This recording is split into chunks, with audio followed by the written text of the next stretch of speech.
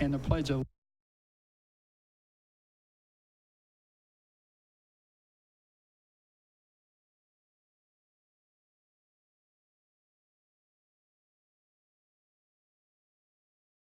It's okay. That's okay. I'm nervous too. I've never done the prayer before. Let us pray. Father God, thank you for the blessings of living in this country, in this state, in this community. Father, we know that you take leadership seriously, and your book is filled with advice of leaders who have made the right decisions and leaders who have made mistakes and errors. Father, we ask that you give us wisdom and guidance.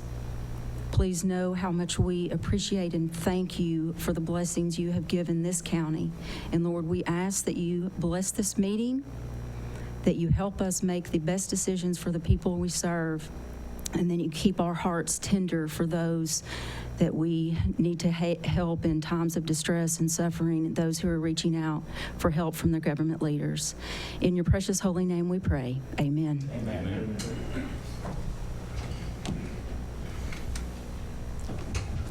I pledge allegiance to the flag of the United States of America and to the republic for which it stands, one nation under God, indivisible, with liberty and justice for all. Thank you. Next, we got the approval and the correction of agendas. First is the consent agenda. Move to approve. Second. We have a motion and a second. Any discussion? All in favor say aye. Aye. Motion passes. Next is the regular agenda. Move to approve. Second. Commissioner Wandale. Go ahead, Mayor. Mr. Chairman, I was going to see last month, September 11th operations meeting, we had a motion to write a letter of support to Commissioner Martineau for the Rocky Top project, or the project to lease land. And it did not make it to full commission, so I was wondering if we could add that to tonight's operations report on the full agenda, just to get for the record so that we could send that along to Commissioner Martineau. Do we have a motion to accept? So moved. Second. We have a motion and a second. Any discussion? All in favor say aye. Aye. Motion passes. Commissioner Wandale. Yes, Mr. Chairman, I'd like to respectfully request to move one item from the Operations Committee up to, if I could, under Section 5, Elections. I'd like to respectfully request the relocation of archives be brought up to Section 5 to allow Ms. Harris to come speak to us and move her up on the agenda. Second. I have a motion and a second. Any discussion? All in favor say aye. Aye. Motion passes. Thank you, sir. Mr. Chairman, I'd like to make a motion that we move the item E under 10, the solid waste board minutes, move that up to item number 5 on the agenda. Second. I have a motion, have a second. Any discussion? All in favor say aye. Aye. Motion passes. Next, we're going to have appearance of citizens. Do we have any citizens that would like to come and speak to the board? Okay, with that, we'll move on. Next we have is we're moving on to number 5, which is first we're going to have the archives. Thank you, Mr. Chairman. From the Operations Committee dated October 9th, 2017, the item that we're speaking of earlier is the relocation of archives. Upon a motion made by Commissioner McCamey, seconded by Commissioner Scott to forward full commission approval to ask Ms. Harris to come to commission meeting, I so move. And Ms. Harris is here. We also have several items in front of you from the Security Committee, from the addressing the move. So, Ms. Harris, if you'd like to come up, if you would like to, you could certainly address us.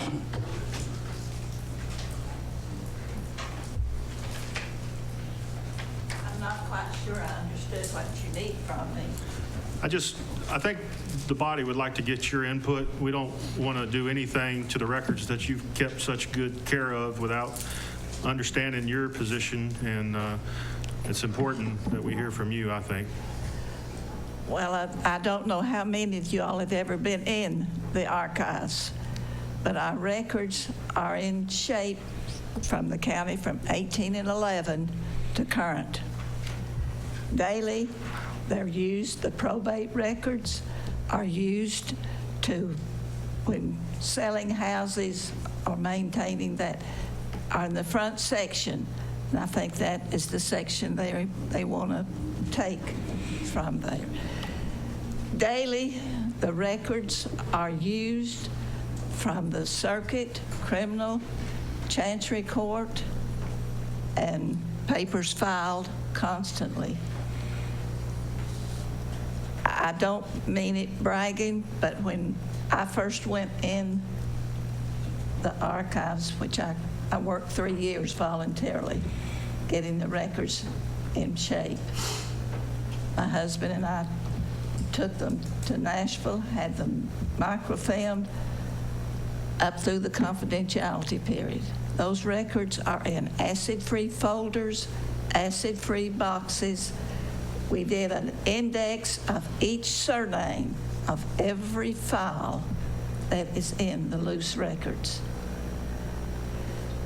Those records now we have just recently got a microfilm reader which we can translate and read the microfilm and put them on scanning part so they would be available to anybody. We're pleased with that. Appreciate the commissioners of having the records deacidified and put in acid-free sleeves and box, which we have.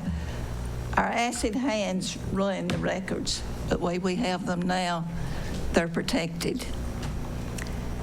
I hate to say that I protect the files. I look over them like I protect them for my children even, because there's something.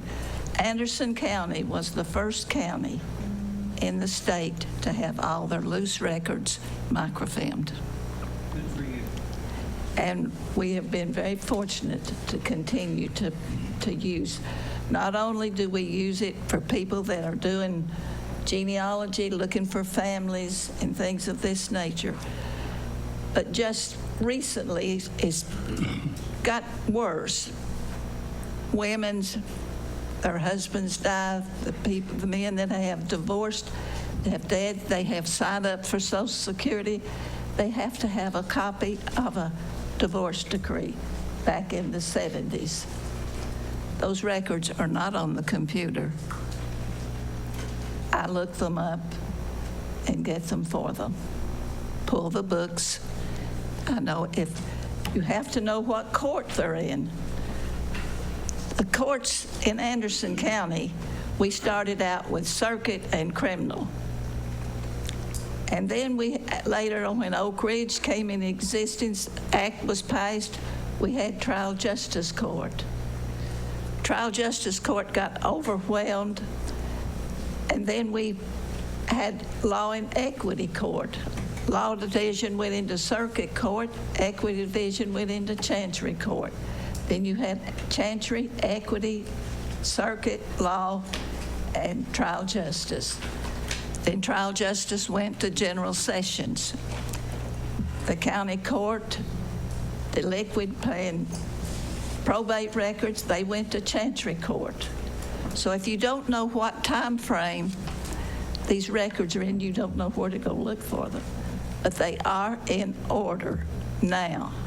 And if we disturb them and mix them around, and put them places, they might get lost. And I appreciate the commissioners for letting me have part in doing this for the county. I love my county, and I want my county's records to be continued for anybody later in years that they need something. Thank you, Ms. Harris. Ms. Harris, they're proposing the Security Committee to the Operations Committee to take the front 4 rooms as you go into the records vault. And the reason for those 4 rooms is to provide security to folks that come to the third floor for a variety of things, divorce decrees, so on and so forth. They've suggested that we could move those records only in those rooms down to the first floor if we found a suitable spot. Would that be acceptable? That would be terrible. They need security watch permanently. When I first went into doing the records, people would make reference to want something, and we couldn't find it. People had access to them, they had taken them. And one book, particularly 1 minute book of probate records, someone had even stolen that book. It just so happened that the state had already microfilmed it. Commissioners paid to have the state to copy that for us, and we replaced it. I will not leave the records unattended. No, ma'am. We would put them under lock and key. We wouldn't allow it to be a library of any sort, but... Well, then if someone wanted a copy of something that's in that record that you put downstairs, then one room has to be vacant for a while till you go do that and come back. So they need to be together. They don't need to be separated. Thank you, Ms. Harris. Thank you. Ms. Harris, before you leave, I just want to say on behalf of the same commission, we commend you on the job that you do for this commission.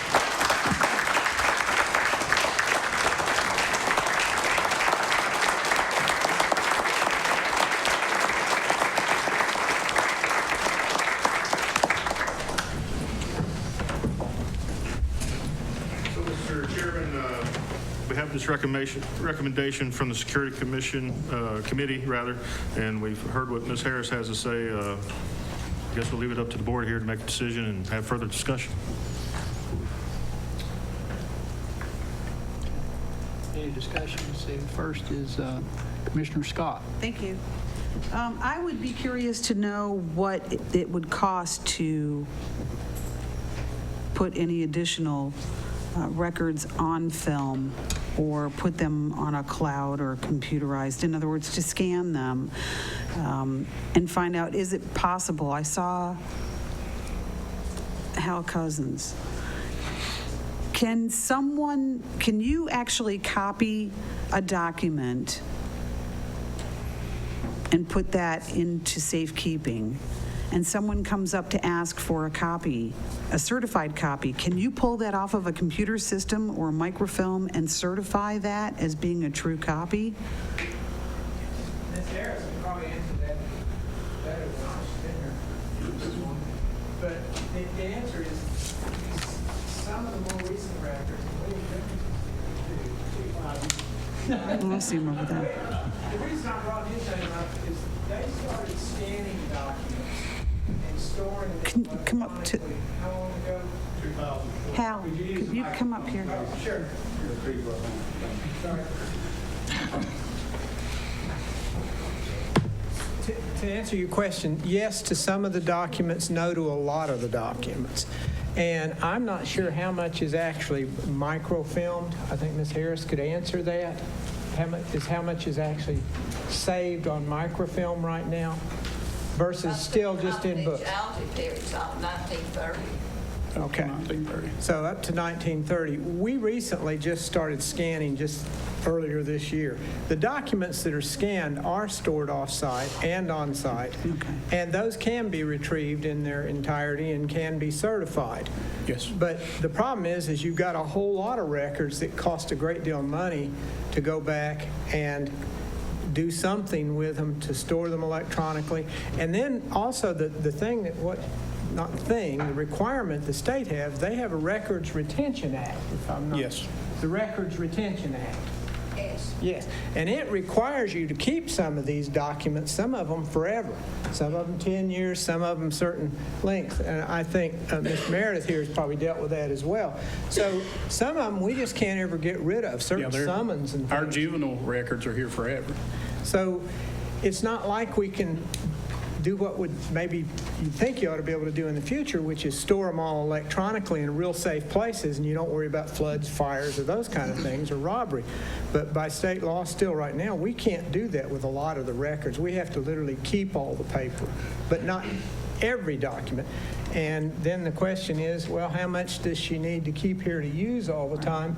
And we have people that request, I guess Documents all the time. yeah, frequently it's divorces, and then we'll have also requests for juvenile. Sometimes you'll have juvenile proceedings, sometimes we'll have, which are sealed, adoption records, which we keep in a different location. So, you know, we do work in and out of there a lot, but I think there's some of the records we don't use a lot. We presently are out of space again, and we've got documents literally stored in the jail annex. We have a bunk filing system. Would you, Mr. Chairman, would you allow me to do my presentation at this point? Because that's what it goes along with. Take 1 minute. Well, let's wait and let's get the commissioners done first. Okay. and then So I don't know we'll- if there's any more questions or if that answers what you're asking. Yeah, it does answer what, yeah, that's good. Thank you. Commissioner Fritz?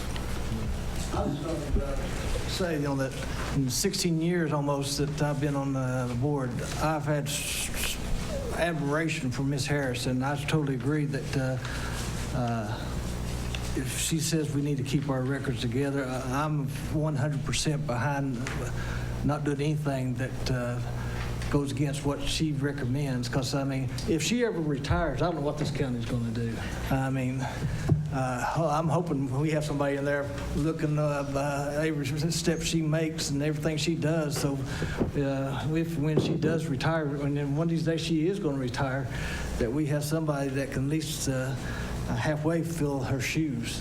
But she is totally awesome. But this right here is just another example of the subcommittees that we've had looking into maybe a justice center, or another case we've talked about in the past of, you know, because the security committee has looked at, you know, the third floor is really not secure because we opened it up at night for meetings like this where everybody can come up here at night.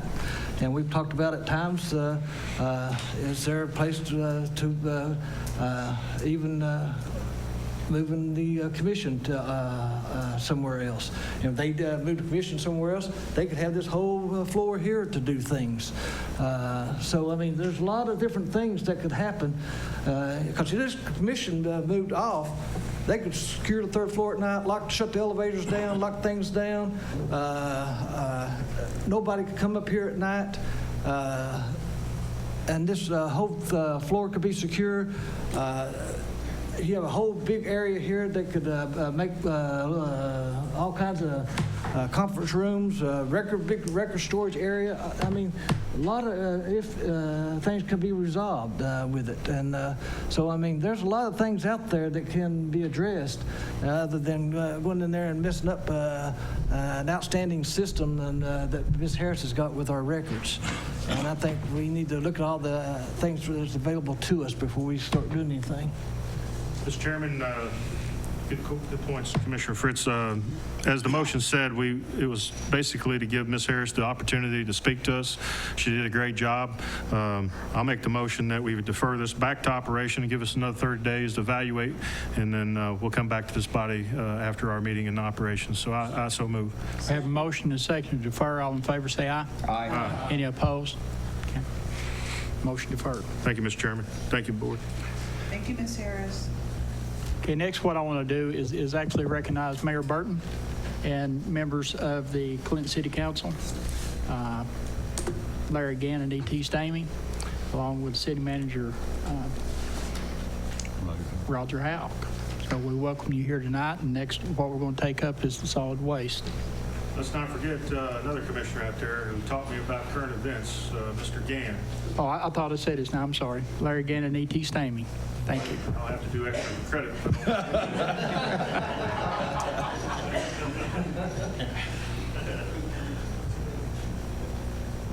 Commissioner McCamey.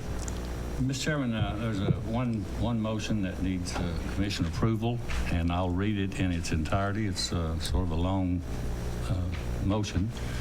but the motion was to recommend the county commission proceed with the purchase of a 17.08 acre tract of land off of Norris Freeway. That's for sale by Prime Resource LLC. Per the terms stated in the proposed sales contract, we have a sales contract that the county law director has drawn up at a total purchase cost of $375,000. A portion to be determined of the property will be used for the relocation of the Glen Alpine Convenience Center and a materials recovery recycling center. The remaining property will be available for other use as determined by county commission. Financing for the property purchase to be determined by the finance department, including sales proceeds from the current Glen Alpine site, other available funds per the existing agreement with the city of Clinton relative to the Glen Alpine site, and available industrial property purchase funds. Funding for the convenience center and materials recovery center construction is committed and available in the solid waste fund, and I so move, Mr. Chairman. We have a motion. We have a second for discussion. We have a second for discussion.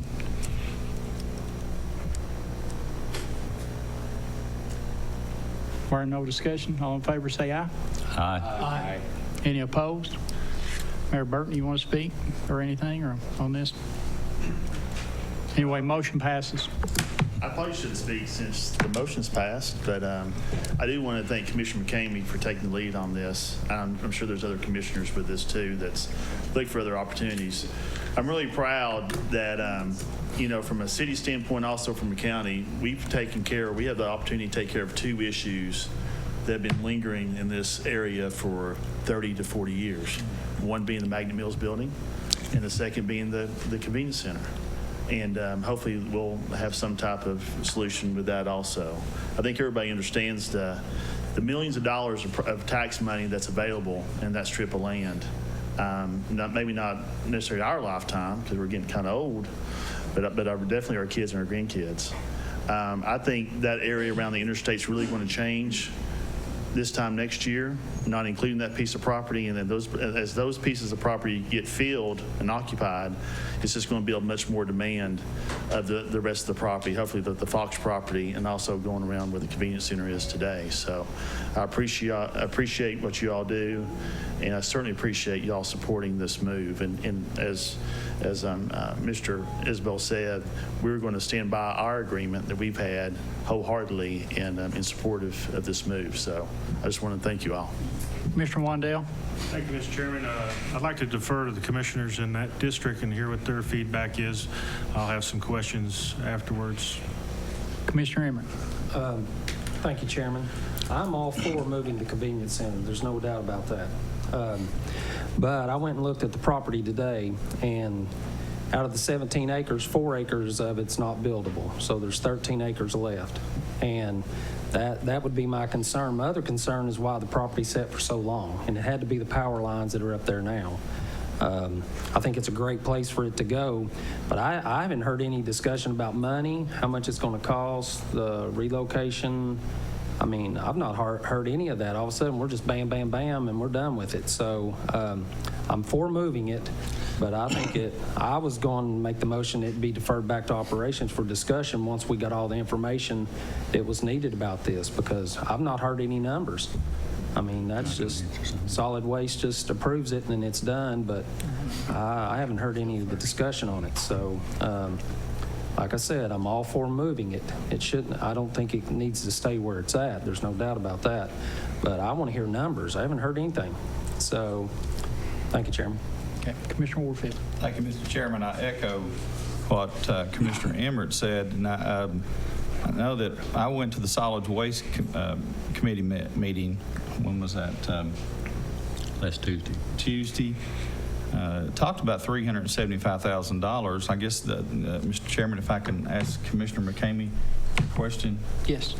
I know that whenever I spoke about it, that I was for it as long as there was no tax increase. I would not vote for doing anything that involved a tax increase. But Commissioner McCamey, if you remember, I said, this property has been sitting for a long time, just like Commissioner Emmert said. And I think the biggest things about it is the easements that TVA has put on it for the power lines. But I think we have a willing seller on that. Did you go back and call to see if they would take less? If not, I've got their phone numbers. I'll give them a call and go back and talk with them. I did. I asked for the bottom line and told them we'd be voting on it tonight, that would be proposed, and we would be voting on it, and I was told that was their bottom line. Now, this same property, I think former Mayor Lynch looked at it 10 years ago. It was priced then at $495,000. So I think we've done a pretty good deal here on negotiating with them on that to get it down to that amount. I've talked with Tim Thompson. I've got some numbers that I can give y'all if you want me to do that. That will allow us to purchase the property, build the convenience center, build the materials recovery center with monies that are readily available. It'll take nothing from the county general fund balance, and it takes nothing in the way of a tax increase. Mr. Chairman, with your permission, I would like to yield the floor to Commissioner McCamey to go over those figures. I think that not just the other commissioners, but the public needs to know what monies that we're looking at that is available to us. Commissioner McCamey. Okay. First off, we have $496,900 that's committed for the relocation of the Glen Alpine Center. We have an additional $29,704 that's committed in the solid waste budget, and another $135,742.91 for a total of $662,000 committed that's in the solid waste fund. Then there's $105,000 under the agreement with the City of Clinton that's guaranteed. There is a guarantee of $85,000 for the sale of our property, regardless of what it sells for. I feel like that'll bring more than $85,000, but we're guaranteed $85,000 by the City of Clinton. That gives us $190,000 plus the $662 gives us a total of $852,346.91. You take out the $375 for the property, that leaves $477,000. The Materials Recovery Center, we've got the solid bids on it, it's $183,000. And the original price on the Glen Alpine, the way we have it drawn now, was $329,000, but there was $75,000 of that was to bring in dirt to raise it up 4 feet. Taking that $75,000 out, that brings it down. We've got $293,000 left to construct that, and that leaves us about $25,000 contingency. What about all the drainage? Sorry. Go ahead. What about all the drainage and all that? Is it all being figured? I mean, Michael Brady gave us $351,000 based off where it was at now. Right. I'd like for somebody to give us what it's going to be based off now, because we're going to have to cut a big road in. We're going to have to see where the location of that's going to go. We're going to have to see, does it have to have a retention pond? Is it going to have the drainage for it? Are we going to have the electrical service to it? I mean, we don't have anything. We're just right. And that's something we'll have to get him to redraw, but I feel like that the plan that we have basically will fit where we want to move it to, and those plans are already drawn. You know, there's been 30-some thousand that was paid for services to the architects that they just need to tweak, and there may be some additional funds there, but I feel like that with this much money available, we can do both projects and purchase the land. And if need be, I've talked with Tim Thompson from Industrial Development. He says they can go up to $75,000 to gain that portion that's left that they can market, but not using any industrial fund money. I feel like we still are within limits here. Well, I mean, that sounds good, but I mean, I've always, like Commissioner Wandell, he's always been, he wants to see numbers and wants to see sight. He's always been very sharp and punctual about that, and I feel the same way. I mean, it sounds like we're buying something just based off what we think it's going to be. And we've not seen site plan, not seen site drawings, not seen road construction. I'm telling you, roads are expensive. The retention ponds are going to be expensive. I mean, I'd like to see what that's going to be. I mean, we don't have anything. We're just telling the taxpayers we're going to buy this without any documentation. I'm for buying it. I'm okay with buying it, but I'd still like to see that before we go all gung-ho. And then next thing you know, we've got another 100,000 that we need, and we've got another 50,000 that we need. And so I'm just saying that. I'm not saying I'm against it. I'm all for it. So, but we're buying something based off no paperwork. Well, based on the on the numbers that I have that are true numbers, I mean, we know we have, you know, a total of $852,000 to spend on this project. If we have to take the Materials Recovery Center out, we still get that moved. You know, and that gives us another $183,000 there that we could use, but.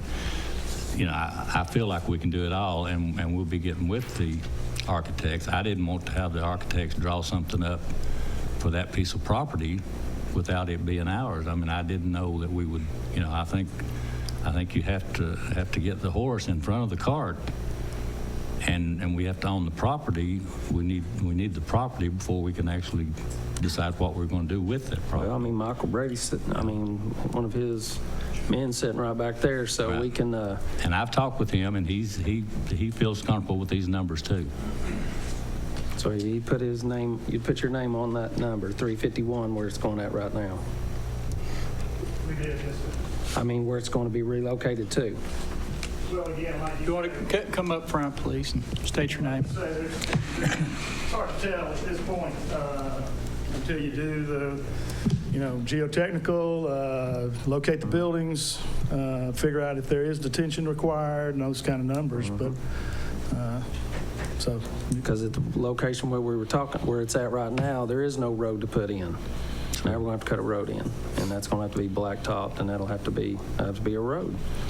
And the drainage has got to go somewhere. So, okay, I'm done. Mr. So, Chairman, thank you. I hate to interrupt. If we're going to keep talking about this, I move that we reconsider the motion that we just passed. And yes, sir, I did vote on the prevailing side, because if we're going to discuss this, it needs to be a motion on the floor, not a motion that's already passed, and then us still discussing it. So, We have a motion and a second to rescind. Any discussion on that motion yeah, to reconsider. to reconsider? All in favor say aye. Aye. Any opposed? No. Motion passes to reconsider. Next. We had this done. We had it done. Commissioner Creasy? Oh, I'm sorry. Let's see. Yeah, Commissioner Creasy. Slow on this. I tried looking up Prime Resource LLC on the property maps online today, and I couldn't find Prime Resource LLC. I was trying to find the property so I could look at it on the tax maps, find where it was, because there wasn't any address, so I could go see it before the commission meeting. So, and I also wanted to see what the tax value was, what we have assessed it as. I had none of that information. I couldn't find any of the information. I'm sure it's there, but it must be in a different name. So. I'm sorry, it is in a different name. There's a corporate merger. The deed is actually in a different name. I can send all that to you tomorrow, including the tax history. Yeah. Now, and I heard, in other words, I'm not prepared to buy the property myself tonight without first looking at it and knowing what the value is and who owns it and the lay of the land, like Mr. Emmert. I'm very much for working with the city of Clinton. They're good neighbors. They've been very good with us. We've worked on this for many years, and I don't see why we should rush and make the decision tonight without first putting our hands on what we're going to buy. And I just want us to slow down just a minute I feel like we're rushing real fast here, and I want us to slow down and let's take it easy and look at it real good with all of our eyes. And we can certainly see it a lot better if all of us are looking at it. And not all of us have seen it. So someone mentioned sending it back to operations or some committee that we can all sit on and discuss it, and I'm all for that. Did you make a motion, or? No, I'll be happy to, but no, I haven't. Okay. And I'd be glad to second it if someone made it. But before we do that, and I apologize, for the city of Clinton that's here and for the ones that are listening, I'm for this, but as we discuss this, we don't know what it's going to cost to put a road in. I've driven the piece of property. I've not just been by it. I've been on it. There is some concern that I have as far as where the property line is, but there's also a big concern about what it's going to cost to put that road in. That's what Commissioner Emmert was speaking about. We have no idea at this point in time. We're speculating, and I agree, Commissioner Creasy, that we are jumping into it. I don't want to delay this. Now, after we thought about having this task force to actually look at this, I thought that was a mistake because that's just extending our time out. But we've been into it for all this time. We have a piece of property that I think will work, but I do want to know what the bottom line figure will be. At this point in time, what was it, 300 and what to put that in? Three, but that's not including the road. That's not including any other tests that we have to do. And Commissioner White, that's why that I made the motion to reconsider, because we're talking about this, but we'd already had passed the motion. And I think I made the mistake too by voting yes for it before we really started to discuss it and find out more information about it. So at this point in time, I'll make the motion that we refer this to the Operations Committee, and to let people know this is a piece of property that we looked at quite 2 or 3 years ago. This is not a new piece of property. But at that point in time, as Commissioner McCamey said, it was, what, $500,000-$600,000? Yes. At that point in time? Well, it is considerably less. But I think that would give Commissioner McCamey and the solid waste a better opportunity, give them 30 days to find out what it's going to cost to put a road in. And I agree with what you're saying, but I want to know how much that horse is going to eat before I'm going to start putting $375,000 into it. So I'll make that a motion to refer it to the Operations Committee. I'll second that, or allow to keep this for discussion. Okay. Well, we have a You motion. already have a motion on the table? Yes. When You got a motion to reconsider. Well, the motion to reconsider passed. Okay. So we brought the original motion back on the floor. So now the motion is to refer it to the Operations Committee. Motion to defer trumps all the other discussion. So all in favor of referring to Operations Committee, say aye. Aye. Any opposed? No. Let's do a roll call. Mr. Chairman, Yes. could you identify what yes means and no means? Yes is to defer to Operations next month. Thank you, sir.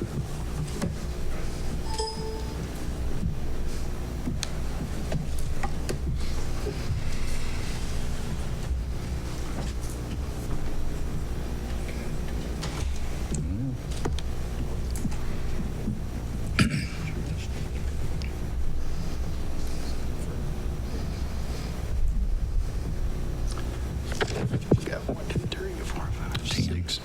Motion passes.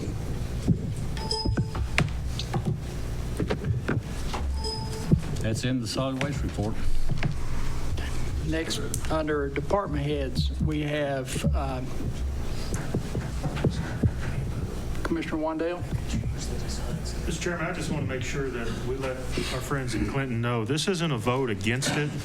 It's just simply, I mean, we went, just to give a little more background, Operations Committee, the mayor approached us about having a solid waste task force, okay? we went from a solid waste task force to buying a piece of property. So I think it's quite all right to have further discussion. I don't think anybody around this table is wanting to say we're not going to buy it. I think everybody's agreed for the last several years the property has value, and I think the city of Clinton and the county want to find a resolution. This sounds like a great solution, but I do believe, as Commissioner Creasy has said and many others, we need to have further discussion on it. So I just don't want for our folks, our neighbors, to leave thinking we're not in support of this. What I've heard so far, I'm in favor of it. I just want to know, I don't know where the property is located, and I'd like to see those things, and I'm positive that it'll pass, and once we get all the, we have the funds, so it shouldn't be too difficult. So I just wanted to say that. Thank you, Mr. Chairman. Okay, Commissioner Hitchcock. It looks like my comments might not be pertinent, but I just want to point out that when we do a referral like that and cut off discussion, and we even cut it off about discussion about referring. That was cut off by the chair. I think what you lose is a lot of ideas and information, because not everybody at home is going to be at the operations meeting, and you get it televised. You have different people, different schedules. But I think there were a lot of valid reasons, and there's a lot of good thinking. But it's not reflected in what's on a piece of paper. And I want to say, I've been to a zoning hearing and had more information for a change in the zone than I did on this, including at least a map of the property. And I wanted to say that in public. We are the bankers for the county, for their money. We have money in a savings account, several of them. One is for this convenience center, and it's our obligation to spend that money as if we were the bankers lending for a project. And I don't believe anybody could get a loan without more information, including numbers. Thank you. Commissioner White. Thank you, Mr. Chairman. I went up and looked at the piece of property, and until Steve started talking, the road situation and the retaining pond, I'd like to see us as a commission invite Mr. Long, Mr. Yeager, Mr. Burton. I'm talking about the bearded guy back here. Chuck, I'm sorry, Chuck Grant. I'd like to see us as a group go to this piece of property with the people that has knowledge about a road, about where we're going to put a building.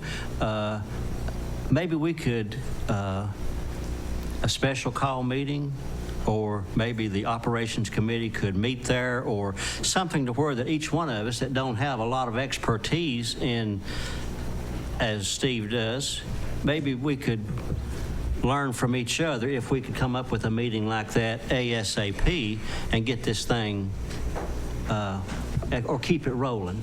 That's just my thoughts on that. But I'd like to walk across that piece of property with someone that could tell me what I'm seeing. Thank you. Commissioner Meade. You know, one thing that we have to point out, right now we finally got a place that we know can be used.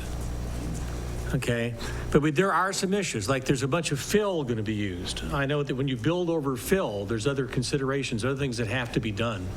In other words, the design you have now might not work because it's going to require fill. We have drainage issues that are going to be unique to the location. We're going to have to build a road. Well, most places we would do this, we'd have to build a road if it isn't the spot we already have that has a road.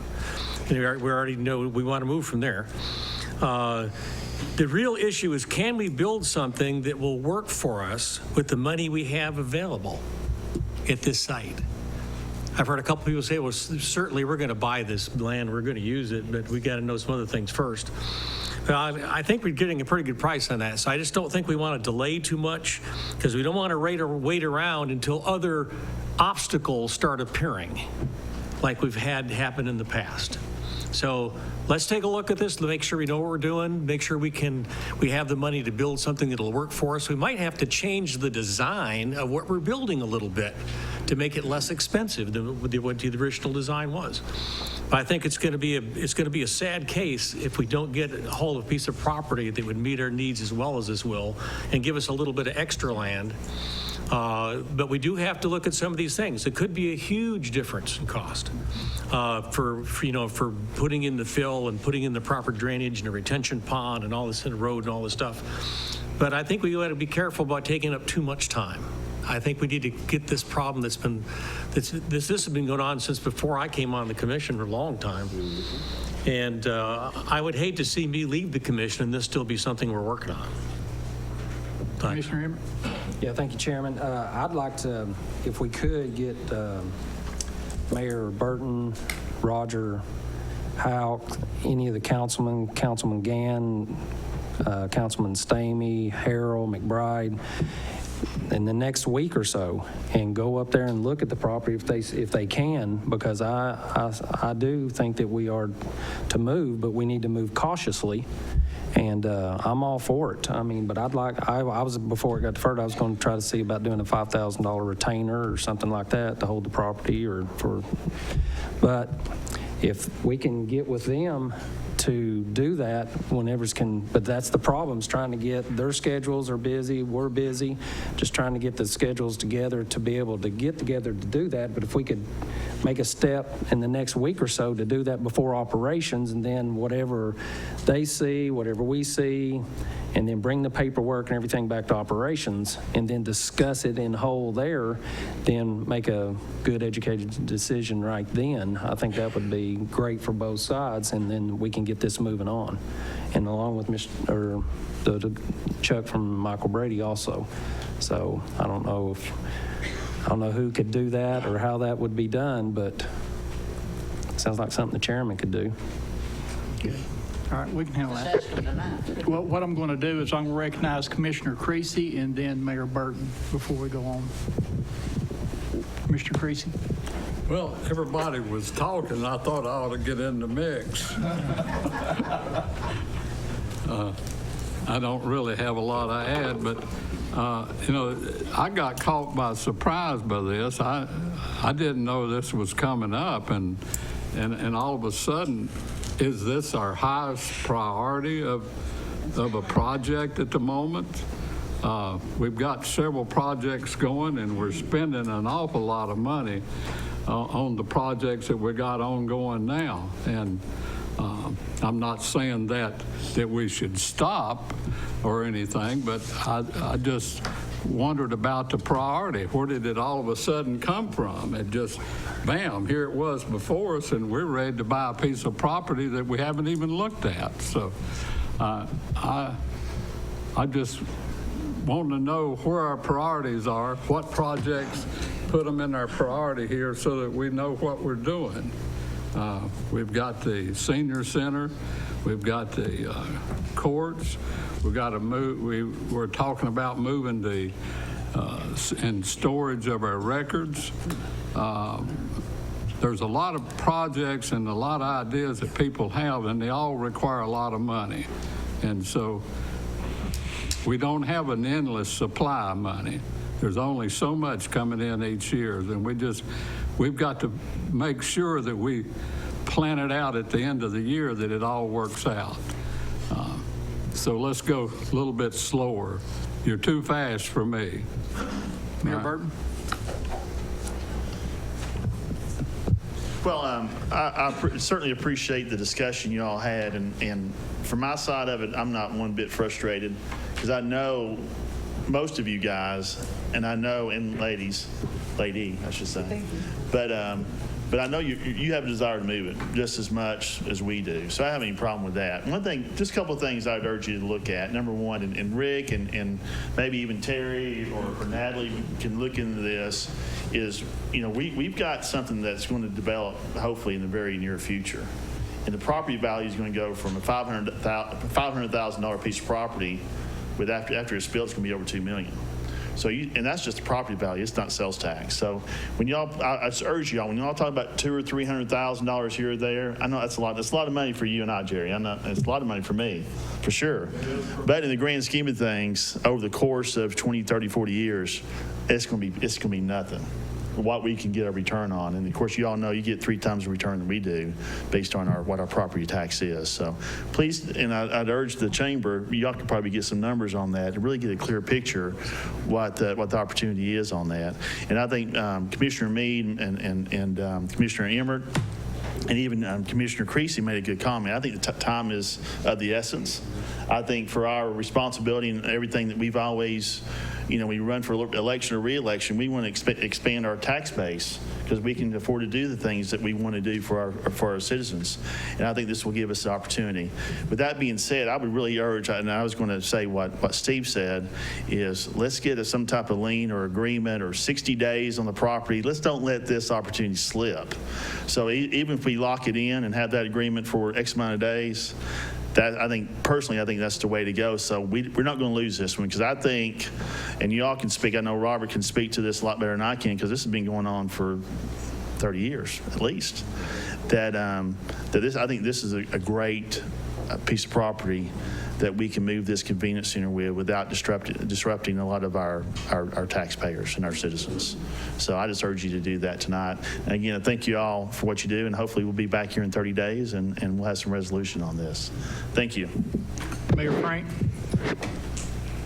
Yes, thank you, Mr. Chairman. I won't drag this out any longer. I was just going to respond to Commissioner Creasy's questions about where this came from. The commission had actually approved moving forward with remodeling the Glen Alpine site. Those funds were available. And what happened was at the Solid Waste Advisory Board, there was a motion and agreement from the Solid Waste Board that there's no sense moving forward unless we work with our partners in the city of Clinton. Even though litigation had been settled and all of that had moved forward, still at the end of the day, there's always the potential for, again, perhaps more litigation, more controversy. And so what happened was on behalf of the Solid Waste Board, they scheduled a joint workshop. And that's actually on your agenda tonight in talking about a task force. That was an idea that came out of that joint meeting with the commissioners from that district, Commissioner Emmert and Warfield, the Solid Waste Board, they were there. Jeff Trabalka was there, Commissioner White, Commissioner McCamey, who serve on solid waste, were there. And out of that meeting, it was a fantastic meeting, and I want folks at home to know this. There was a lot of collaboration, a lot of discussion, and Clinton, basically their city officials wanted to work with the county on something that was a win-win for both the county and the city. So I think kind of from there, just individual members went out and again looked for other properties, and some other properties have once again been identified, but apparently this property appeared, it was at a lower cost, and I think everyone just kind of moved quickly, Commissioner Creasy, to answer your questions, but I don't see any harm in having more discussion about it. Commissioner McCamey has put together all the figures there, and again, I think to Commissioner Emmert's point, these contingencies are important. Get that in writing, and maybe you can even do a motion of support, but I think you've already referred it back to a committee, so I don't know if that's parliamentary, correct in those terms. But I just wanted to answer his questions for him to know where this came from. It was really just a collaboration between city and county and that board and their city council. Okay, before Commissioner McCamey, to the commissioners in the districts that's going to affect most, look at your calendars and see if Monday the 23rd would be available to go out there, and Chuck from Michael Brady, look to see if you're available. Next, we've got Commissioner McCamey. Chairman, Commissioner Emmert brought up a good point, and I asked the county law director to draft a sales agreement, and he did that. I didn't think it was going to be necessary because I thought that just a motion tonight to purchase the property would be sufficient, but he has drafted a sales agreement with a $1,000 retainer, and I think that if we instruct him to go ahead and initiate that, taking the $1,000 out of the solid waste budget or the committed funds to take care of that, and I can get the signatures as early as tomorrow, and sort of put a hold on it to make sure we don't lose it. I'm afraid now that we've talked about the price, that somebody else might say, hey, you know, we'll go 400,000, and you know, we'd be stuck then with looking for another site. But I'd like to make a motion that we ask the law director to proceed with the sales agreement contingent upon the meeting Monday night, getting some kind of an agreement, you know, in place Monday night. I'll second that. Have motion. Jay, can you come up and talk a little bit about that agreement so everybody knows? Yes, sir.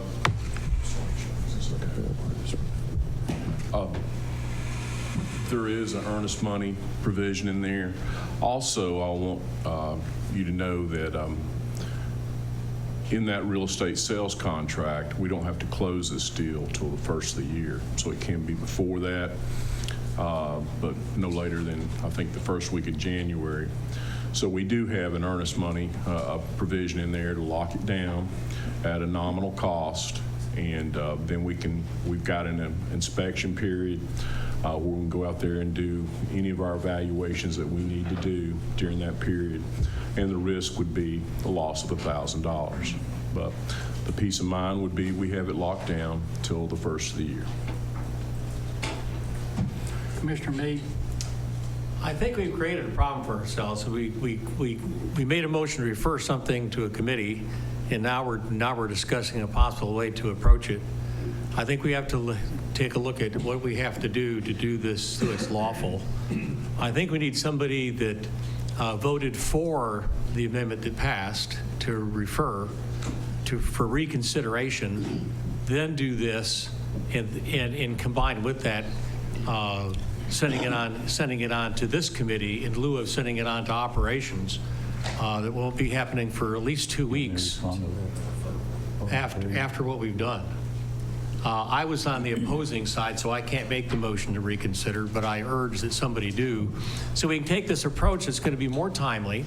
It's going to achieve all the issues that were addressed, and it's going to allow us potentially to, if we don't find a problem, when this is looked at very carefully, these questions are addressed, and we identify specifically what funding is available and how that's going to work, I think then we can move ahead. I agree we needed to wait until some of the stuff was answered, but if we wait too long on getting this property, other things will arise that will be problems for us, and we'll be back right where we were 3 months ago. Call for a parliamentary decision. The motion that was deferred or referred was the purchase of the property. To refer that motion back to the Operations Committee. This is a separate motion that says to go ahead and initiate a sales contract. So I think that we don't need to rescind the other one. The actual purchasing part will go back to the Operations, and then it'll come back to the Commission next month. And that's because we still have the option to not buy it if we decide not to. Right. We at the loss. If that sounds right to you guys, that's fine with me. I think I'm getting ignored again. Commissioner Priestley. Well, still, I haven't seen this, and I can't lay out I can't vote to put $1,000 down on something I haven't seen or don't know anything about. And if this don't turn out, then the comment was, it's only $1,000, we won't be out much. It's $1,000. Money's money. I cannot vote to do this until we all go out and look at it. And you're talking about Monday the 23rd, that's a fine date with me. And the motion was to send it back to operations for us to purchase the property where we can all discuss it. I'm sticking with that, and that's the way I'm going to vote. Do we actually have that motion? The motion was to go ahead and approve the sales contract with $1,000 retained. We had a motion and a second. Yes. And that did not change the referral The operation. referral, that's correct. That's the second. All in favor, say aye. Aye. Any opposed? No. Let's go to the board and vote, please. A yes means that we will do the agreement tonight. Sales contract. Sales contract.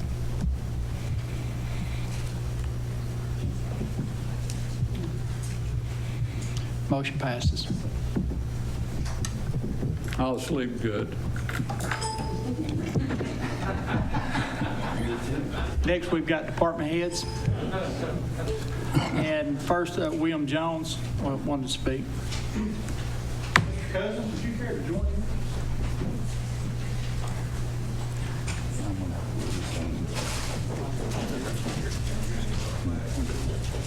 What you're looking at is a truckload of records. We took 2 truckloads over to the jail annex to remove them out of this records vault. That was back, 3 months ago, 4 months? That's the jail bunk system, which we use for filing our records. And there's several more pictures coming up. We put a bunch of records out there because we had ran out of room in here. Now, the Daniel Arthur building that we're working on currently will have space for some of these records that we may be able to revisit after the first of the year, the rooms that they're wanting to build over there. But currently, we have nowhere to put the records that they're wanting to move. See our jail bunks? They're loaded down. We're quite proud of that because we worked on that system. We know where each file is, know where each box is, and we can go in and pull them anytime we need to. More files. It's two truck and 2 trailer loads that were taken over there. And Miss Harris was all to pieces because we were taking records from here to put them over there to store. She didn't want to separate them. And yeah, it's not a good idea to do what we did, but we had no choice. We had to put them somewhere. We are currently working on getting some of the older records scanned in my office, and I think Clerk and Master's office is working on them also. And if you'll look right here, that is the no time for sergeants. Remember the salute where he stepped on the button? Salute? We've got that at our jail annex also. Y'all are supposed to laugh right now. You've looked at me real serious for a long time, and that's starting to bother me. But that was my little presentation on what we did with the records and where we've got them currently stored, if y'all have got any questions or anything. Yes, sir. Okay, have any of those records been requested to be accessed during this time? Yes, they have. How many do you estimate? Probably less than 20. Okay. We've had a lot of the records in my brief stay here. There are records that are stored that could be stored safely and securely and in compliance with record retention statute at another location as long as they were put in a place that they were retrievable. I've been over there one time, actually 2 times. We've had to go get records out of there. And there are other records that could, I believe, be put in a safe location. There's a lot of the records over there, in our opinion, and my staff that don't want to move because we're in and out of them so much. It'd be just a lot of trouble to go back and forth to get them someplace. But there are records there that could be placed somewhere else and stored. Can I have a follow-up question? Yes. What is the requirement for the amount of time between request and delivery of records? Typically 10 to 14 days. Okay. We've got about 14, I think. Well, we've just got a new policy because the state required us to have a new records policy, and I'm looking at Russell because, anyway, and I can't remember. What is it? He said it was like so many days. 7 days. 7 days. Okay. And that's our new, the county's policy if there's an actual form of request that comes in. Now, that doesn't mean you can't come up to either one of our counters and say, can I get a copy of this? We got it there, we're going to go get it for you. But if it's off-site somewhere, it will take a little while to get somebody over there and find it and then pull it back here and copy it. And obviously, that means there's the jail, which eventually the jail probably needs to be the jail. If there were someplace else like Emory Valley or something, I think it'd be workable. It's not something my staff would like. I don't think a lot of people would like it. Nope. And we certainly need to keep most of the records really over here. Okay, thank you. Commissioner Wandell? Thank you, Mr. Chairman. So what you're saying is the records came from the location we were speaking about earlier? Some of the records did come out of there because we had ran out of space. So that seems to be a premium here in the courthouse. We literally had it to the point where Ms. Harris was climbing, which still climbs on the ladder, and we had her retrieving files, and we had them to where the metal files were actually bending when I first came. It was unsafe. And stacked in the aisles, and they were just out of, there was no place else to put these records. Mr. Cousins, you're clerk and masters now? Yes. Is that correct? Did you work part-time previously before you were a clerk and masters here in the courthouse? No. Okay. Thank you. I was in the courthouse a lot as an attorney. Okay. Commissioner Hitchcock? How many bunks are being used? How many, 12? I think there's 64 or something bunks, and you got an A and a B. How many are you using? Remember, I think we're I can tell you there's 128 bunks, okay? Okay. I think 12. 12? I think so. You got a long time to go. What we did, we tried to move only enough records over there for like a year, Yeah. thinking that somebody might want these bunks back and not wanting to move more than what we had to move. We're ready again to have to move more records. We're again pushing out the doors. And so if we don't use the Emory Valley Center or something, we will move more out there. And there are plenty of bunks out there. Yeah, we've got a lot of bunks out there. We're looking at the Emory Valley Center really hard, so when it gets open, we'll be able to move down there and possibly put somebody dedicated to scanning these things. But let me follow up on that because we had a number of discussions over when we worked on the jail about that dormitory and whether it was a waste or not, and it's $1 million, and we're planning for 10 years, and 10 years out, we have that space.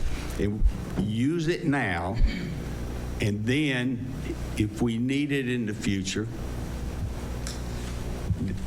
then we spend the money when it's needed. But right now, it doesn't look like it's needed. Having to go back and forth to the jail, that's what the deputies were doing all the time. Okay? So maybe go ahead and use it and get a little bit more data about what the effect is and come back. All right? Because there's two sides to the dorm, and use it.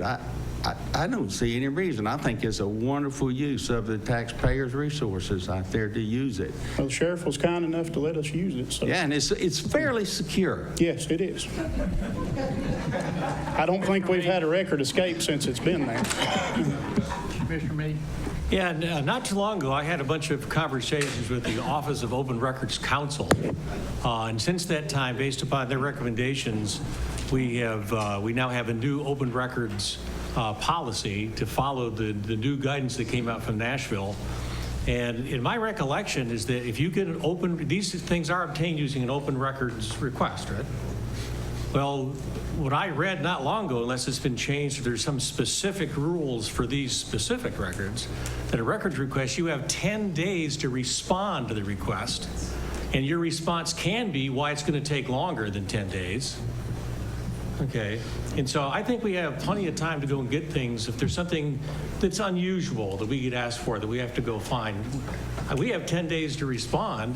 If it's going to take longer than that, and I think 10 days is going to be enough for almost anything we want to find, because they have been stored in very logical order, and we know where things are. And so I think 10 days is plenty of time. I also think that the dormitory at the jail is plenty big to use temporarily, and then shortly down the road, we're going to have other places, perhaps in Oak Ridge, some places available to store records that meet the the security and the fire safety requirements and stuff that are necessary. So I think that we need to keep in mind that having some of the records just don't have to be right there where you can get them right away. You're right. Okay? For the operation of the court, I think there's a certain number of records that you kind of know what they are, that they need to be right here someplace. They need to be where you can go down and get them because you need them this afternoon. Okay, but if they're not those kind of records, I think we got people that have been around long enough to know which ones can be put someplace else that they're properly secured. And we can go ahead and still be able to make room for other things on the third floor. Thank you. Commissioner Scott? I will say that the records, the open records policy, also the times for response, they don't just deal with us going and getting a file. They can deal with someone coming in and requesting all the summons on something where it takes a great deal of compilation. So that's why that's that additional period of time. And in those cases, you just, within 10 days, you have to give a response. I was subject to one of those not long ago. Okay. They wanted everything back to 2006. Okay, and they also found out if they ask for that kind of a request, they have to pay to have that kind of thing assembled. So, but I think we have plenty of time. And that new law, unless I'm mistaken, and I was also on the Tennessee County Commission Association committee that discussed that policy. And so I think we have plenty of time to find records that aren't right on hand, particularly when we decide which ones are put in a remote location. Commissioner Scott? Thank you very much. Gentlemen, approximately how many records are generated in each of your departments? Or courts, I should say, per year? I'll have to say I don't know. Just a guess. I can come back with a better number, but right now I just don't know. Yeah, there's so much paper. We'll fill up, I'm trying to think, a year, say 5 feet, and this isn't what you're asking, but it's the way I'm thinking about it. Sure. File shelves that are right at 5 feet tall, and the most recent one's 5 feet wide, and it's got less than a year just of the court records on it, not the probate records, which our probate clerk sitting right here probably fills up a shelf, or a cabinet like that probably every 2 years. Yes. That's not a good answer, but it's the way I think about it from storage. And I appreciate that. And you said that most of these records, you're actually putting those on film at this time. The microfilm of the older records, what we're doing now, which eventually will happen with everything, we're scanning all the documents, so we have to keep a paper copy by law, but we also, if somebody wants to retrieve them, and he's ahead of us on that, they can go in and we'll pull the file up, pull the document up, we can scan it, we can email it, we can print it, we can hand it to them. That's eventually what's going to happen. Okay. This, I believe. Because if I currently have it scanned, you don't even have to do a records request. You can call and ask, and we'll email it to you. Okay. That's just getting started. That's in its infancy. It really is. Okay. Commissioner Val? Thank you. Thank you, Mr. Chairman. Gentlemen, just so I understand this correctly, this issue that your presentation was concerning is more about the need for more space for records. It's not necessarily attached to the court security request. It's not attached to that at all. Okay. All right. It's not attached to that at all. I just want to make that clear because earlier we were talking about we're running earlier. completely out of space. I got you. All right. Thank you.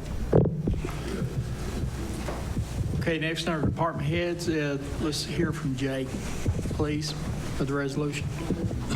I have no action items for you tonight. No, I'm talking about for... I have that. You got it. Okay. You go down. Let's recognize Commissioner Yeager, please, at the podium.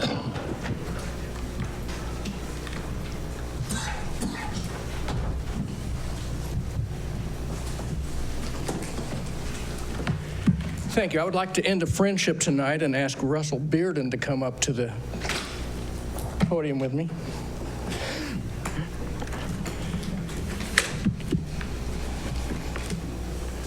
Hi, Russell. We have a resolution honoring Russell David Bearden.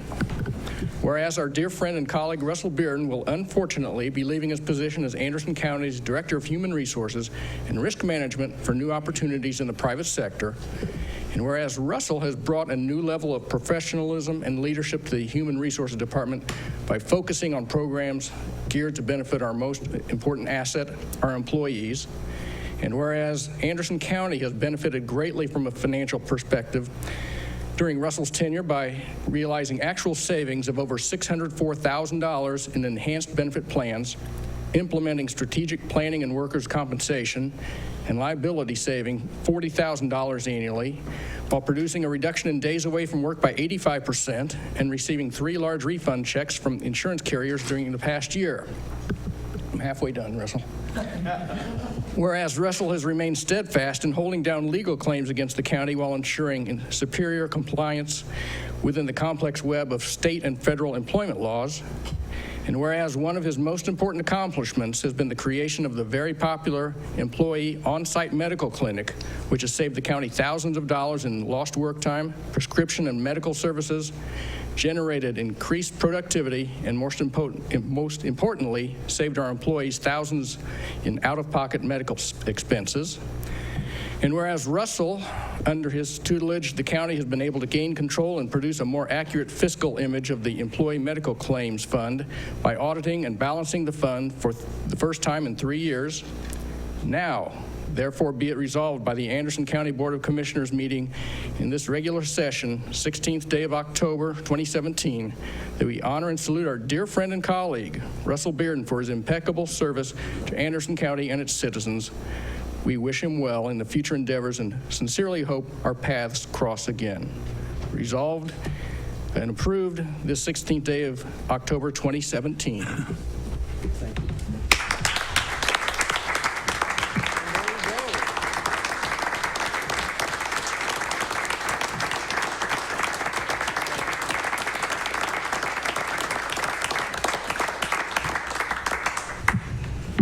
Wow. I want to thank all of you. You hired me several years ago, and I told you we would do it with honesty and integrity. I think we have. The clinic has been a very much of a success, but I think the best thing I did was hire great staff. Those staff members will continue on this, and they actually did most of the work anyway. I just got the credit. So thank you very much. I've really been an honor. It's really been an honor.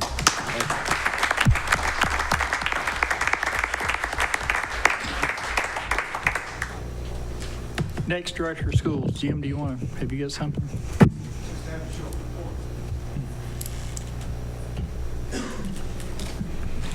Dr. Parrott and Mr. Dill are out of pocket tonight, so I just wanted to come and mention the fact that in their absence, we had 24 students that qualified for the FFA national competitions, and that was 20 from Anderson County High School and 4 from Clinton High School. We also, the board initiated the Gail Martin Champions of Hope Award, and this award, there were 3 recipients initially in honor of Gail Martin's dedicated service to the Anderson County schools and our students. And they were Eric Abelquist, Monty Champion, Becky Fox Rupp. Those were the initial 3. We also recognized Paige Martin and Hope Holdaway, which were her daughters. We've also provided some needed assistance for the hurricane donations. Kelly Myers, our career and technical director, took a full truckload of donated school supplies from our county to Nashville for students affected by the hurricane in Texas. Dr. Parrott has plans to do the same for Florida.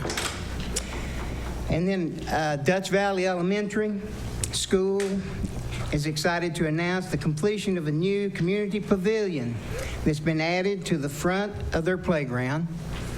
This shelter will serve as an outdoor classroom, and Bear Stevenson, a former DVS student, Anderson County supporter, he funded the project, and the construction was completed by Matt Owens, of Owens Brother Construction.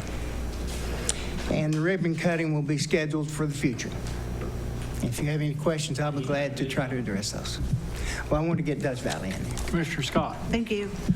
Do you have an event coming up this Saturday for the teachers, perhaps? Your Teacher Supply Depot. Oh, yes. Is this weekend. Yes. It's this Saturday, correct? Right. What time can the teachers go get free? I do not know. I've not been involved in that. I appreciate that. Commissioner Warfield. So we'll talk about the schools. Fairview Elementary this coming Friday at 5:30. Just want to make a public announcement that they're having a fundraising field day type thing starting at 5:30. There is food available. I think it's from 5:30 till 7:30 at Fairview. What day? Friday. Any other questions? Thank you, Jim. Next, we've got the county mayor. Thank you, Mr. Chairman. On the action item request, I received a letter of recommendation from Anderson County Water Authority, who met in session September 19th, 2017. I have accepted the nomination of George Horton, and that term will expire 9/21. I need a motion to enter that into the minutes. Second. Have a motion and a second. All in favor say aye. Aye. Commissioner Wandale. Thank you, Mr. Chairman. Mayor, who is Mr. Horton, just curious, replacing? Rex Lynch. Thank you. Thank you, Chairman. Thank you, Mayor. The next item is the City of Rocky. Hold on a second. Oh, I'm sorry. Any opposed? Motion passes. I apologize. The City of Rocky Top submitted their appointment of Terry Bearden to serve on the Regional Solid Waste Planning Board with a term to expire 9/2023. It needs to be accepted in your minutes. Second. I have a motion and a second. Any discussion? All in favor say aye. Aye. Any opposed? The Tennessee Commissioner of Corrections, Tony Parker, has nominated Manager Paul Gore and Officer Walter Kuhn to the Community Corrections Advisory Board with terms to expire 9/2019, and that requires a recommendation to be accepted into the minutes. So moved, Mr. Chairman. Second. I have a motion and a second. Any discussion? All in favor say aye. Aye. Any opposed? Motion passes. And then I wish to make the following appointments to the Emergency Communications District Board of Directors: Gary Long with a term expiring January 2019, and Darrell Curley with a term expiring January of 2023. Motion to approve. Second. Have a motion and a second. Any discussion? All in favor say aye. Aye. Any opposed? Motion passes. And then the next item is Anderson County Commission passed the amended the noise control resolution in regular session last month. One of the changes made under that was that the Planning and Zoning Office now also be charged with enforcement of the noise resolution. And as I put in the agenda request to you all, I'm requesting a 60-day extension for the enforcement duties to allow the department to become trained. There is no one trained in that area, and then also to purchase the equipment that is referenced in the noise resolution for the enforcement of noise. And then I also attached a letter, or I can bring this back to operations, but I have looked at other counties, and because it does require training to enforce noise, a lot of other municipalities and counties just appoint someone as a noise control officer. So that could be someone in planning and zoning, or it could be someone in the sheriff's department, and it's someone who is trained in how to do all of that equipment reading and be able to make that judgment. So I'm requesting a 60-day extension for planning department tonight in order to be able to enforce that. So that's all you're asking is for Yes, for 60 tonight, days yes, and I'll come back to operations with the NCO recommendation. Commissioner Mead? Yeah, and of course, you do realize that that amended procedure became effective on the 13th or 14th of this month. Yes, yes. Okay. Go with your motion now. So moved. We have a motion, we have a second. Second. Any discussion? All in favor, say aye. Aye. Any opposed? Motion passes. That's all I have, Mr. Chairman. Next, Law Director. Mr. Chairman, I have no action items unless you have questions. Commissioner Wandell? Thank you, Mr. Chairman. I was going to ask the mayor, but Jay and the mayor, I guess, would be good. And Mr. Chairman, if it's in the minutes or in the agenda, I apologize. I don't see it on the regular agenda, but I'd like to have some discussion about this General Sessions Court. Is it on the agenda anywhere for us to speak? It's in the Budget Committee. Okay. I can wait to then, but I would like to have feedback, Mr. Chairman, from the mayor and the law director. I think we're at a point where we need to get some real decisions made here, and I'm disappointed at best. I understand. And we're not in a good situation. I'm embarrassed when I drive by that location that we even agreed to remodel that location. If it's not good enough for school kids, it shouldn't be good enough for having a courthouse, as far as I'm concerned. But I'll wait till the budget, and we'll talk about it in the budget, and I'll be looking forward to hearing Natalie's numbers on where we're at, what the cost was we had laid out for it, what the cost we've had spent to date, and then hopefully we can take that up, Mr. Chairman. Thank you. Okay, thank you. Any other questions for Law Director? Okay, we're going to take a 10-minute recess. We will start back at 5 minutes after 8. And happy birthday to Commissioner Steve Emmer. Are you 62, Steve? 62? 16.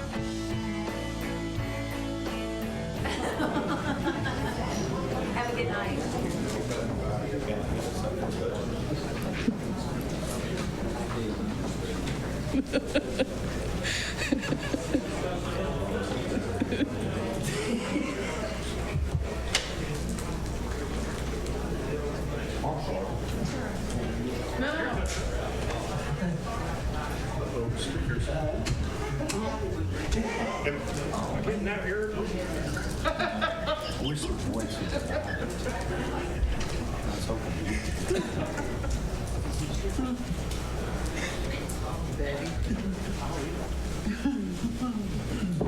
I have mine, so I resist temptation. All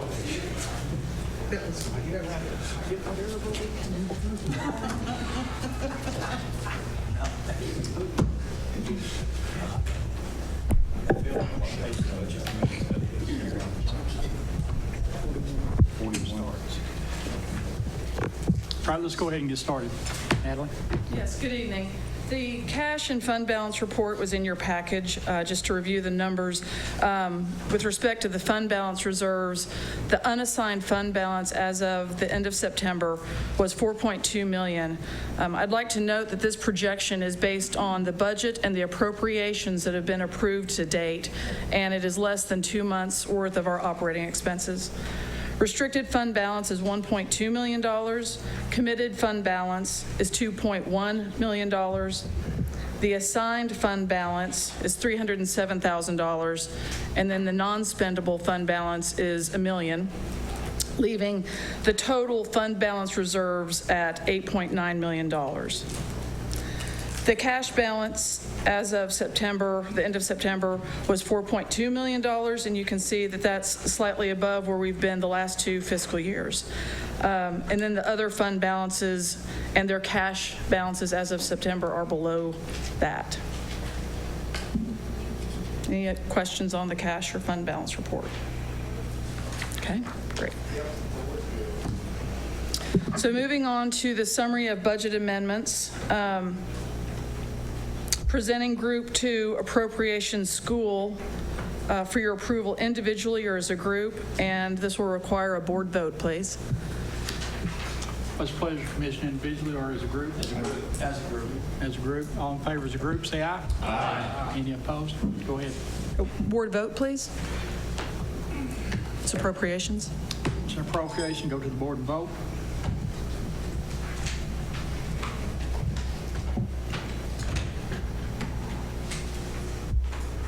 Motion passes. Thank you. Presenting Group 5 Appropriations Non-School for your approval individually or as a group, and these 2 will require a board vote, please.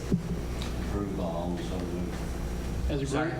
Motion is second. All in favor say aye. Aye. Any opposed? Motion passes. It takes board. Board vote, please, because it's an appropriation.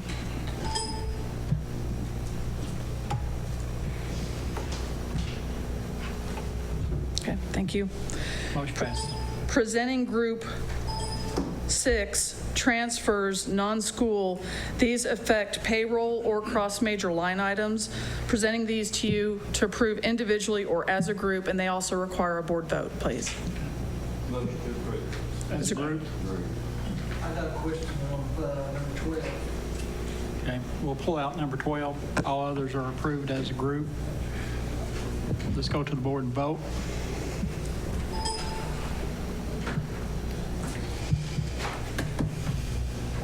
Motion passes. Number 12, please.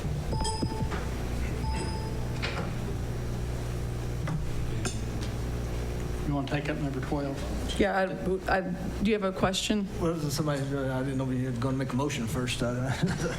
But my question is, first of all, this right here is to give raises within the department, and the raises was to take money that was in insurance and what the other code was. Overtime. Overtime. And insurance could change any time in next month, 2 months, next week, or any time, and we'll end up having to put that money right back in. And plus 2, this also is outside the budget cycle. I've always, and I've wanted to talk, because so that way people who, all the employees in the courthouse who are watching at home can know that I've always stood for every employee in this courthouse.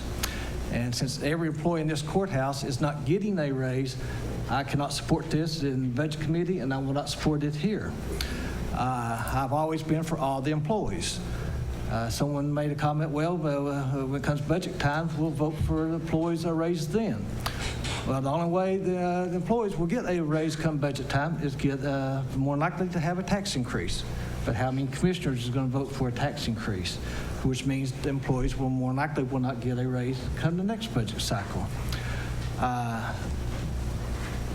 I do not agree giving raises outside the budget cycle, and also giving money out of codes that will more likely have to replace again in the near future. I'm for all the employees. I like to see employees get raises, but I don't want to see employees singled out. And if I like to see everybody in this courthouse get a raise. We got jailers underpaid. We got highway department people underpaid. We got people in the property assessor's office underpaid. We got people in the codes enforcement that's underpaid. We got people throughout this whole courthouse underpaid that are very deserving of raises and very justifiable of raises. I mean, you can come up here and say, okay, this person here, you look at these codes, they're understaffed with this person here and this person there. You can do that for every department in this courthouse. And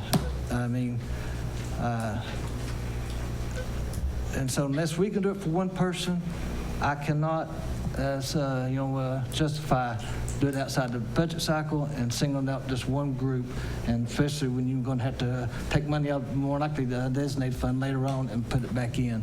And I just want to let the employees in this courthouse know, since they'll probably be watching that at home and everything, that I'm for all the employees, and if all the employees can get a raise, I will not support it.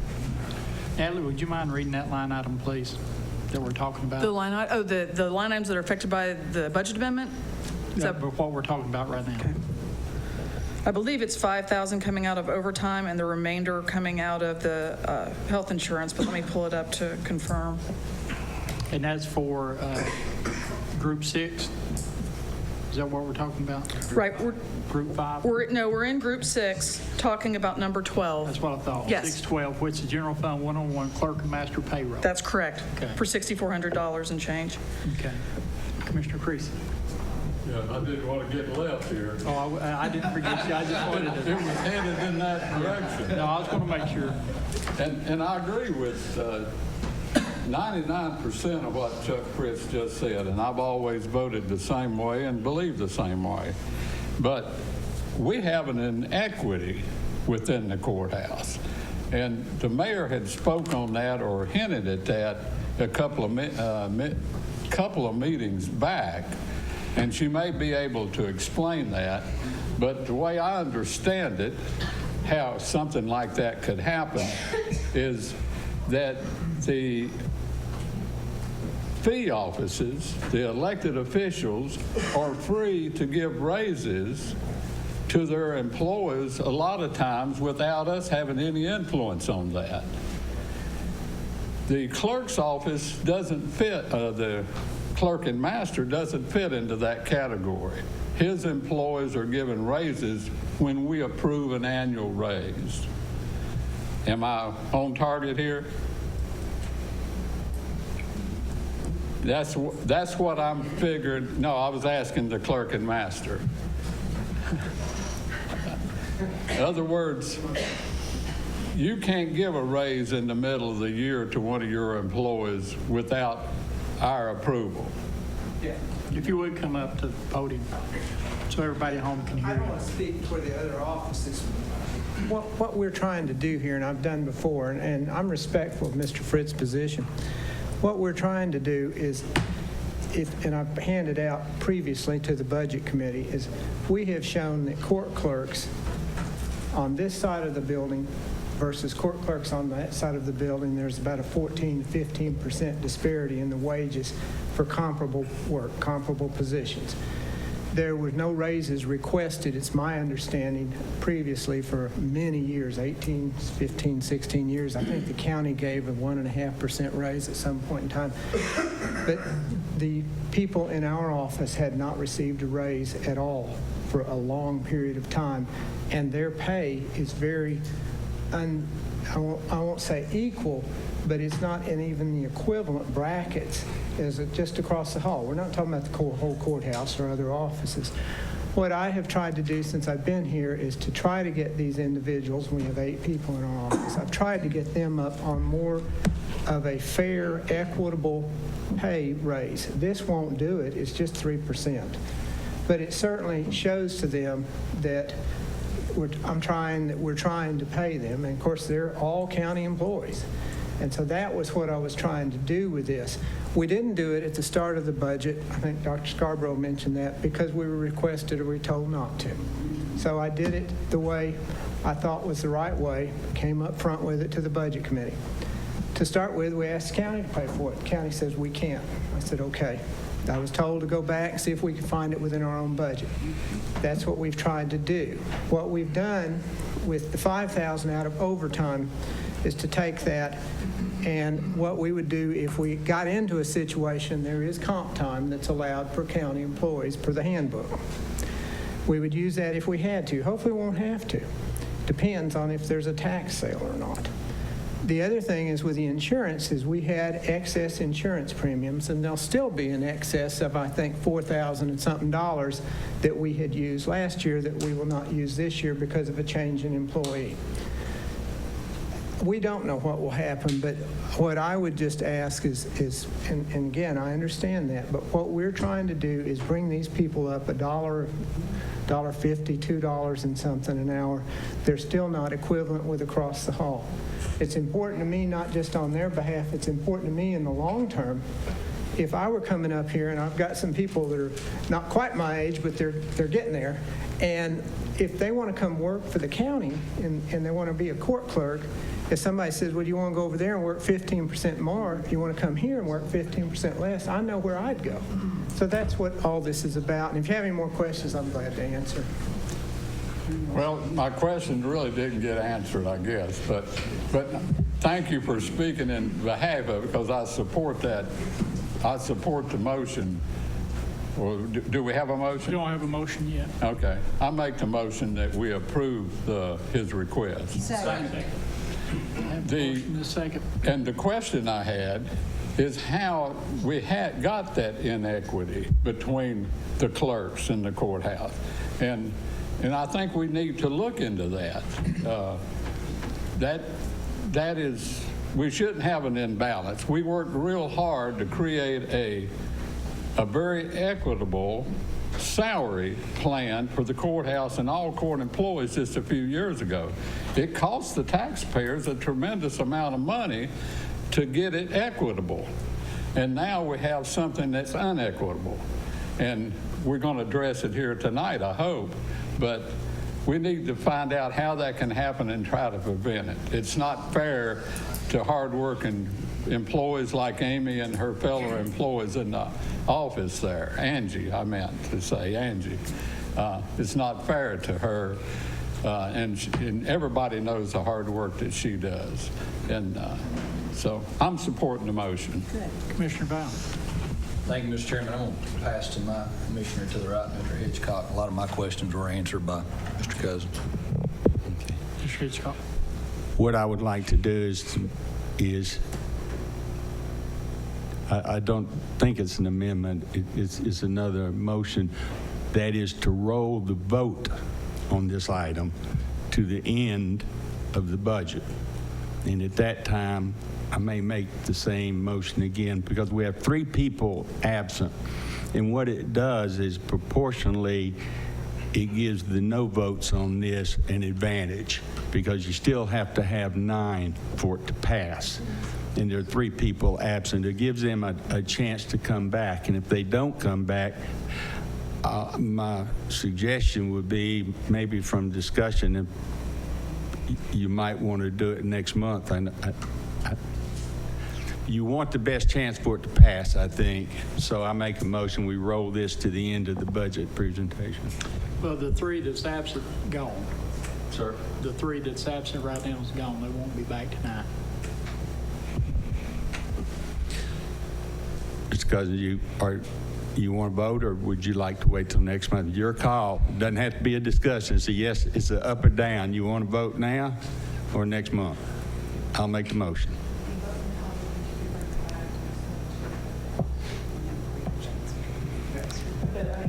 I will point out that most of the Budget Committee is here, and we approved it.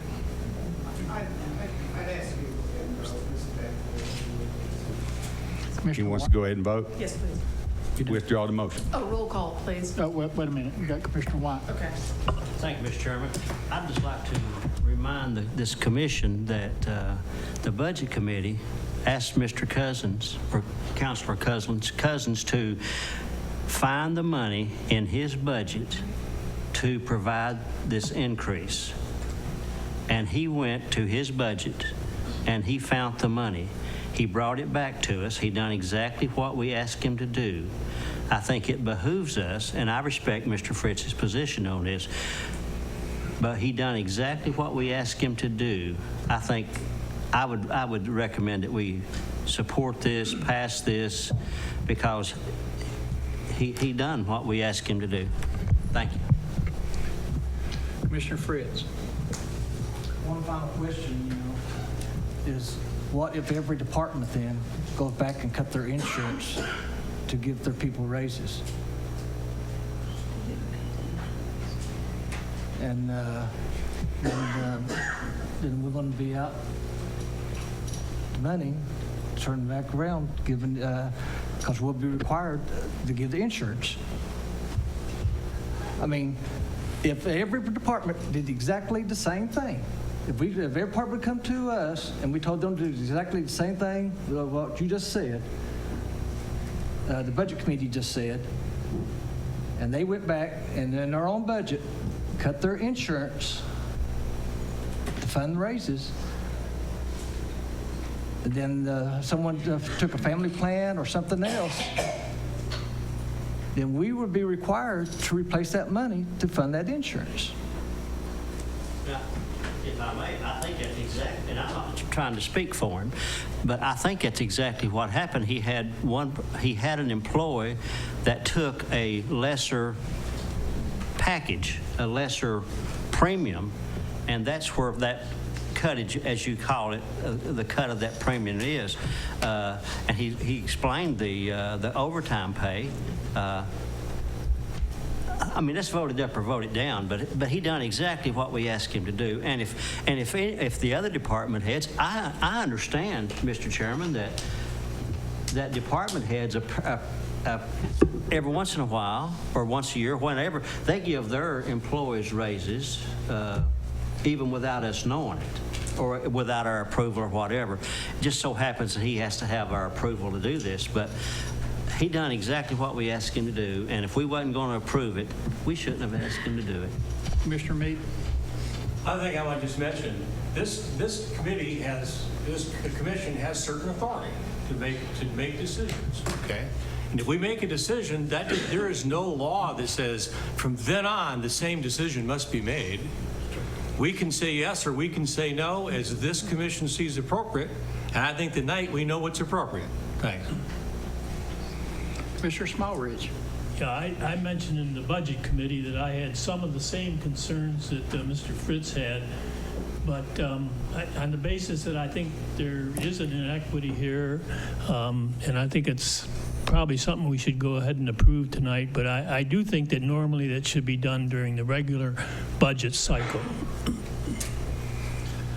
Okay, before we vote, Chairman White, Budget Committee, it did pass Budget Committee. Is that correct? Yes, sir. Okay. All right, let's go to the board and vote.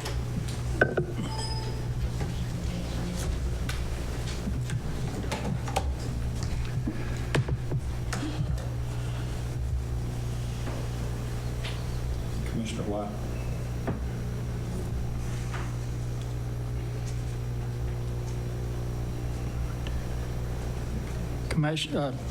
Motion passes.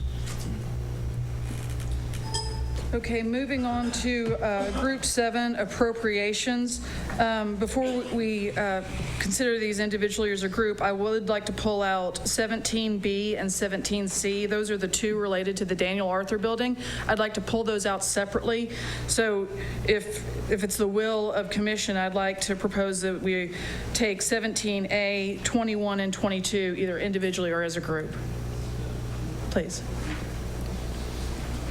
What's the will of the commission? 17A, 21 to 22. Yes. I move to approve as a group. Those three. Have a motion and a second. All in favor of approving as a group? Say aye. Aye. Any opposed? Board vote, please, since they're Board vote. appropriations.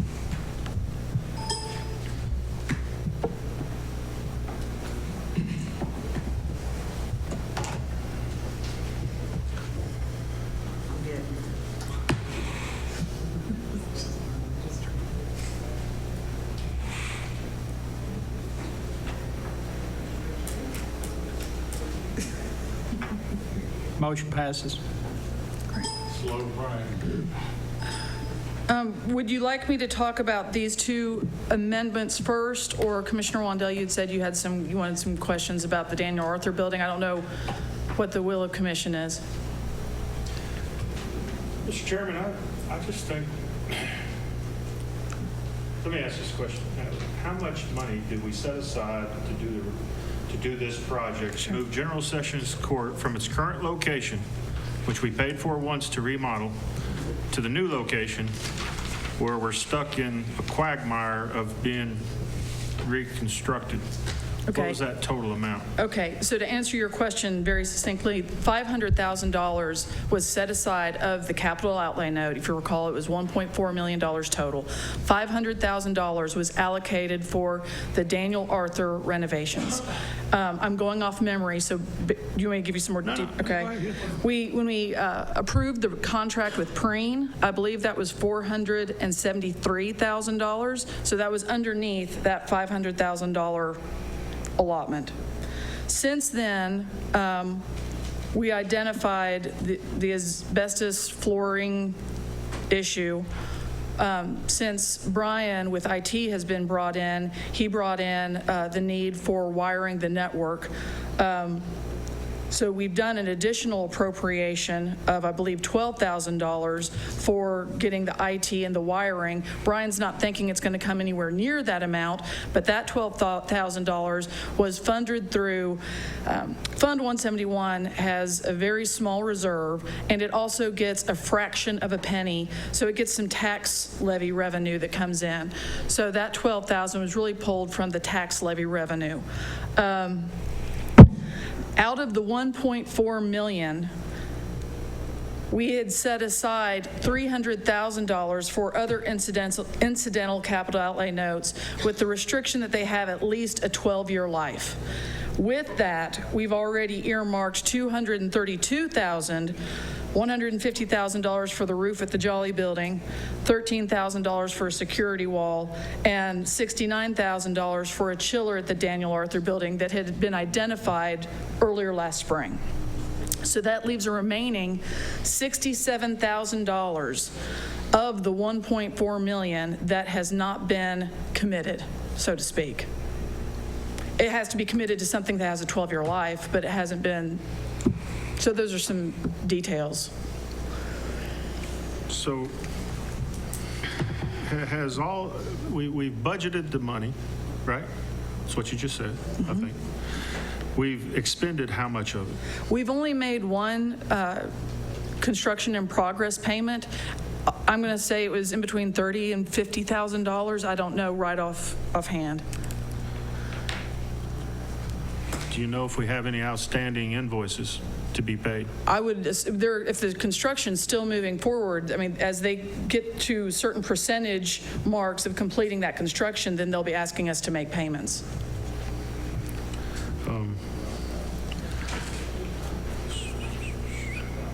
Mr. Chairman, we've seen emails, and I think I would like direction from the mayor and from Jay, and I'd like for someone to tell us who's going to manage this project and why, and who's going to make sure the funds we allocated to get this work done is being done in a systematic process. I mean, it's, I still question why we did it, to be honest with you. I mean, I feel like we spent some funds that we should not have spent. We have an existing courtroom that's working, it's functional. I've never heard anyone come to this body and say the current location does not work. You know, I have heard people say they want to get out of the lease and go to a new location and rebuild it, but that's all I've heard. So that hasn't seemed to work. So, Mr. Chairman, I'm going to be quiet, as I always say, and I want to hear from the mayor. I want to hear from the law director. And I'd like to know, Mr. Chairman, who's going to lead this effort going forward? Because I will not vote for another nickel to be spent until I know, as Commissioner Creasy said earlier about another expenditure, I know what we're buying and what we're getting. I think it's okay to step back and just say, let's hold off. Let's, you know, because I think it'd be better for us to tear the building down and build a new one. I mean, we spending $600,000 and we're not nowhere close to being done spending. Trust me. I mean, there's no way we can't spend more money. I mean, we show that all the time, it seems like. So, Mr. Chairman, I leave it to you, and I'd like to hear some conversation from the mayor. And maybe the mayor can give us some insight on what she thinks. I don't even know what to say on this one because I want to be someone who finds solutions and doesn't look backwards. So I'm not very familiar with a lot of this. I'm not included on the emails, so I don't know additional costs as they come in. What the county has done in the past, which I think is a wise decision, is to hire someone as a project manager who is experienced in construction. And so, for instance, when you all did the jail project, you allowed the hiring of someone who worked for a competing construction company to come in and serve as your representative for here's what we're looking at, here's what we're facing, from a knowledge base from the construction industry. And it's probably not too late to embark on something like that. And that is no disrespect to how it's being handled now, but how it's being handled now is just from a here's what they tell us, and here's the money we need to fulfill those needs. So as maybe a solution going forward, that might be something, we did that in the past on an hourly basis, and that would just involve, putting a call out. Maybe there's someone from Merit Construction or someone who might be willing to do that.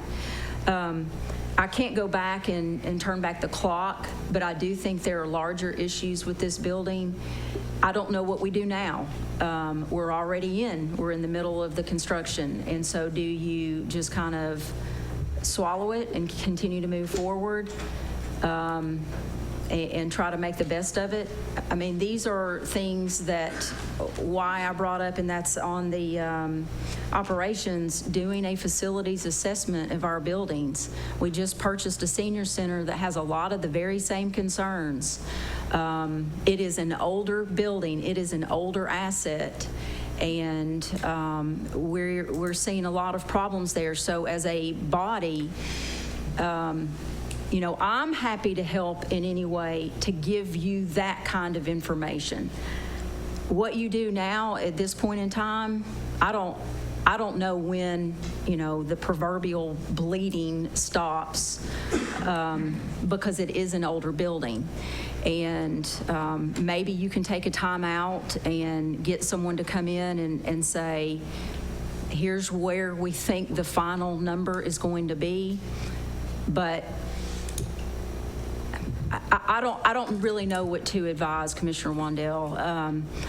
I know overall, I think there needs to be an absolute look at what we're doing with that entire building, because we have leases that are out there, and some of the leases are very low-cost leases, which is very charitable.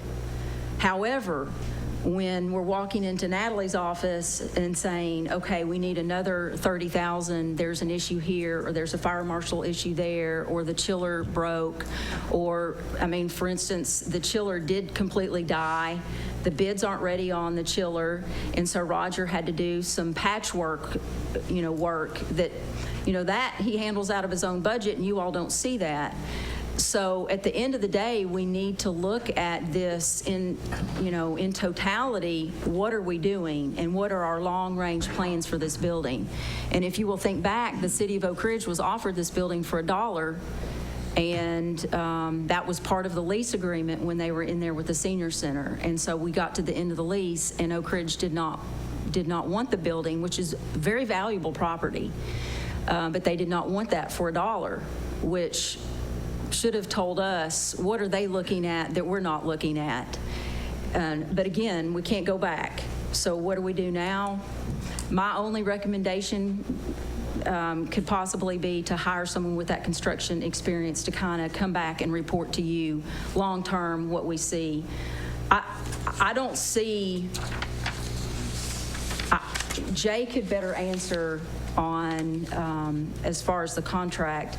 You've already got a lot of demolition that has gone on in there, and at this point, I don't know how you turn back.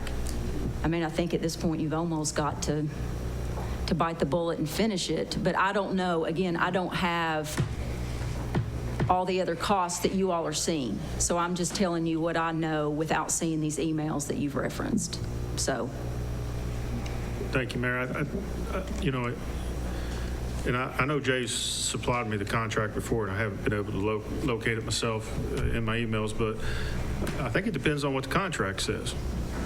It depends on where we're at in the contract, what options there are to exit or put it on hold and reevaluate as a commission on what makes the best sense. Because, if you take $600,000, let's just say there's $400,000 left, you continue to make a payment where we're at now for $4,000, that $4,000 into $300,000 or what have you goes a long ways, several years.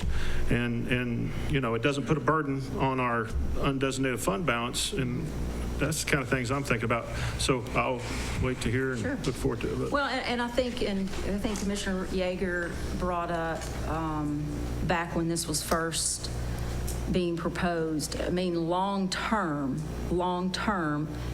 this will save money. You just need to find out where's that break point. If you all want to make that, if you even wanted to defer those decisions to operations, you need to find out where's that break point where we save money, and is it worth it? I think in the history of the county, you're going to end up saving money. But again, what's the status? What is the overall health of the rest of the building?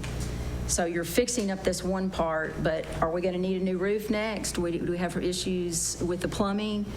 And so that's why I think we need to go ahead and do some type of assessment on some of at least these older buildings to be able to give you guys the best, and ladies, the best ability to make a decision when it comes to expending funds over there. Okay.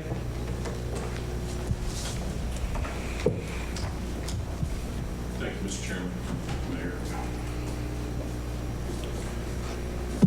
I've looked at this project pretty in depth. We've been dealing with it since last fall, actually before that.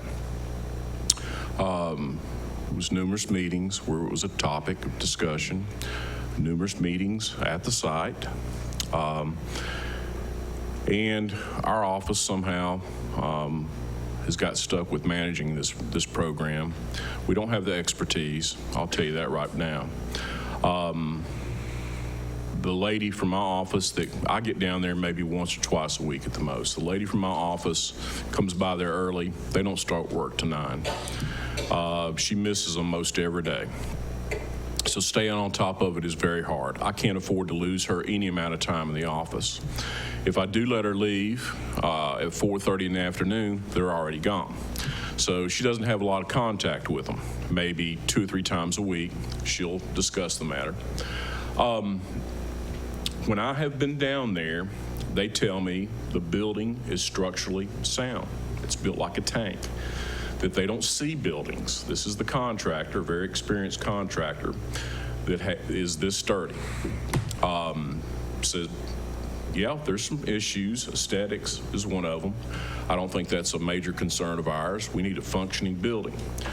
Last month, Commissioner Wandell asked me to take a look at the contract, give him our options. There is a provision. It's not stated in our contract, but it's an AIA, American Institute of Architects, standard provision. This is a standard provision contract. I believe it's Article 14, where the owner, that would be us, can terminate for convenience with notice. The problem with that termination for convenience, and I mentioned it last month, there's a quantum merit component, which means that contractor is entitled to the goods and services performed at that time. On top of that, there's another stipulation in Article 14 that says he's entitled to net profits. So that is a big hurdle. We're down this line a long ways. If we gave up at this point, my recommendation, if there's a majority vote of the membership of this body to abandon this project, I would recommend that we go back and negotiate a liquidated damages on this individual. I would hate to litigate under this contract. It's solid. We're not going to prevail. More than likely. The contractor, the problems have been this: change orders. I have taken them to Budget Committee. Budget Committee has approved, Commissioner Hitchcock made a sound recommendation last month, separate them into the needed or required component and another column for the ones that are a wish list type. We did that. Budget Committee was grateful enough to consider each one of those independently and determine that the ones that were required we'd move forward with. Those came to approximately $30,000. There is going to be more. I got an email. I shared that with you. And Mayor, I'm sorry, I was sending you all those emails. I just hit the whole line in it. You're not in it, but I'll adjust my contacts. For an $80,000 HVAC unit that was not scoped in the plan. And I'm sorry, Chuck, I was quite upset when I saw that, because I'm the one that has to sit here at this podium and tell you about these change orders. But I like Commissioner Hitchcock's approach to that. This HVAC unit is not in the clerk space. It's not in the court space. It's more back in the filing area for Clerk and Master and for Mr. Jones. There's a window unit, air conditioner back there, large one, and we can do some space heater work. We've got to remember this when we look at this issue, is slowly we're going to get $30,000 a year from the city of Oak Ridge. That was very kind of them. I've asked Natalie to bill that. Got it in. We got that in, so we do have the start. The one issue is I asked her to bill for 60. Last fiscal year and this fiscal year, the first $30,000 was not reserved in their budget last year. And I understand that. Well, we probably wouldn't have done the same thing either. But anyway, they have pitched in their $30,000. So over the course of years, yes, the mayor's right. At some point, there's a break even. At some point, we save.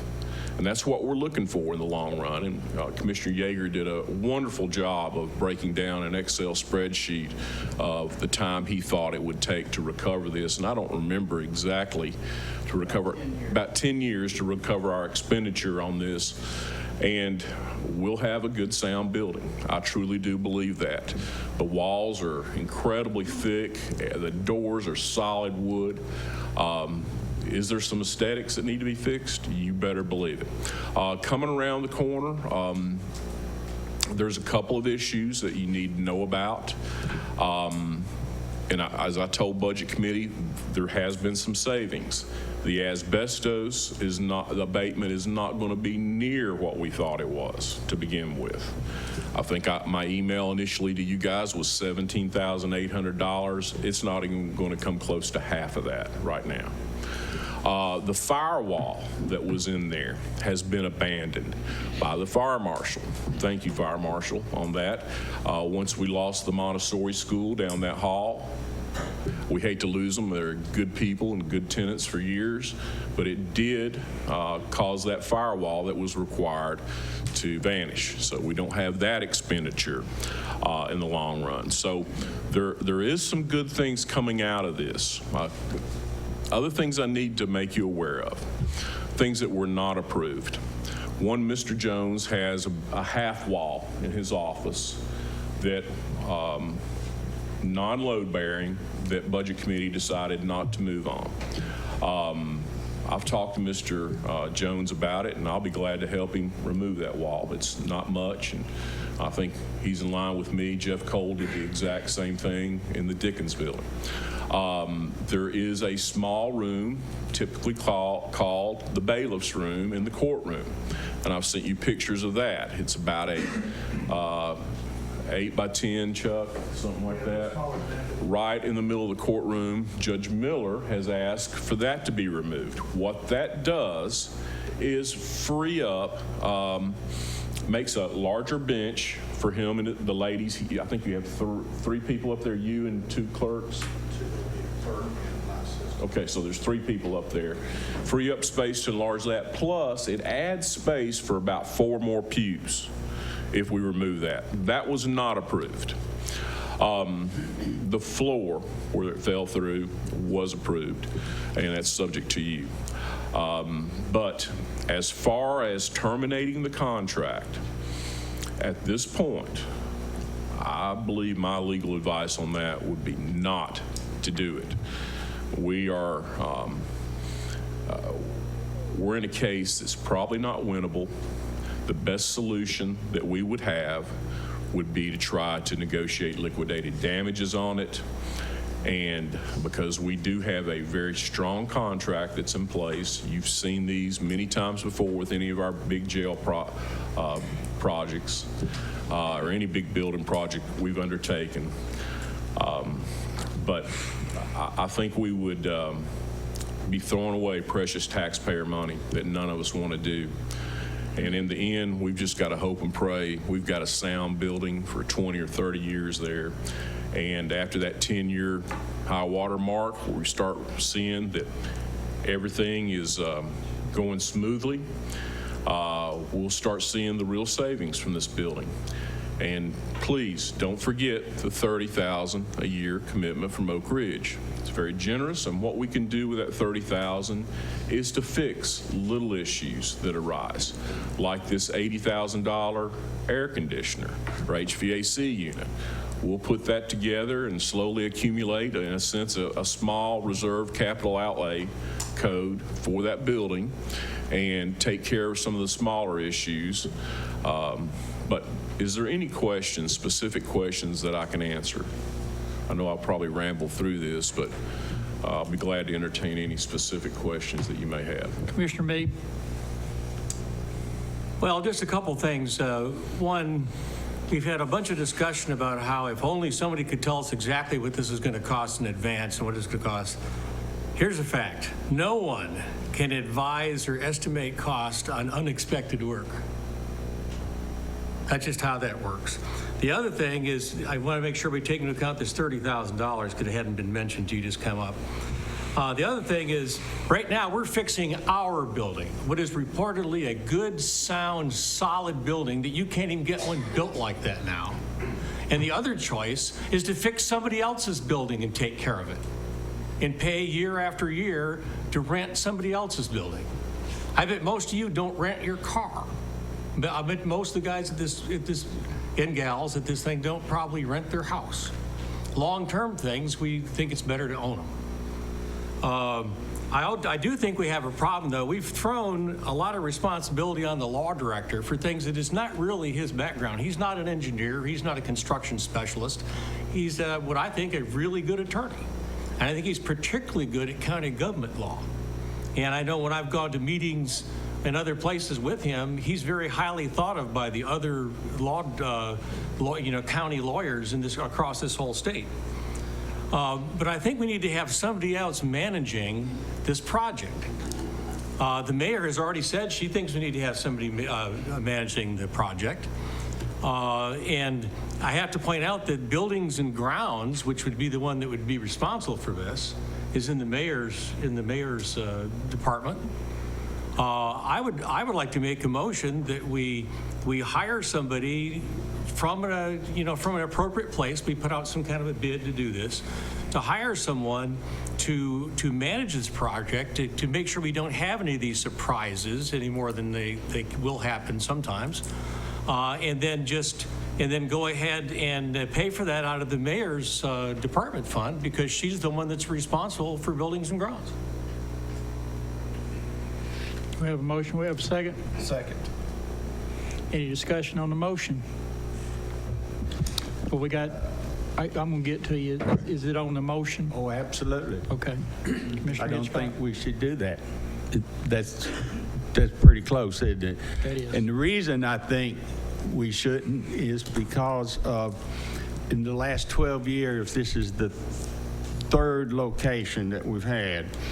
And back to the first one that we were working on was in the city building, very, very cramped. And I think it would help our thinking if we always go back to that time and compare where we are now, space-wise, building-wise, to where we started. And we may not see ourselves quite so bad off. And the mayor of Oak Ridge has told me, and I believe all the Oak Ridge commissioners, so correct me if I'm saying it wrong, that he'd like our support. They want the court in Oak Ridge. And when we're trying to help them, but the discussions always, with Oak Ridge's help, revolve around the money. How much is it going to cost? They have an obligation to provide a space, and it's been translated into money, but it could also be translated into staffing. So one alternative to that motion might be to have a serious talk with maybe Mark Watson, the city manager, or the mayor, or others. I'm certainly not comfortable trying to represent the rest of the commission, but to talk to them about ways that they might help and keep the idea of a project manager, a part-time, on loan, one with expertise that can work and interface with Jay, not to make the decisions, but to really keep Jay right on top of what they see coming down the pike. If we thought that way, might do a better job, might shake up some money, and it'll sure keep us from having to hire somebody. I think working in partnership with Oak Ridge, more than just being a recipient of the money, would be in our best interest. Mr. Warfield, it's your discussion on the motion. Yes, sir. Okay.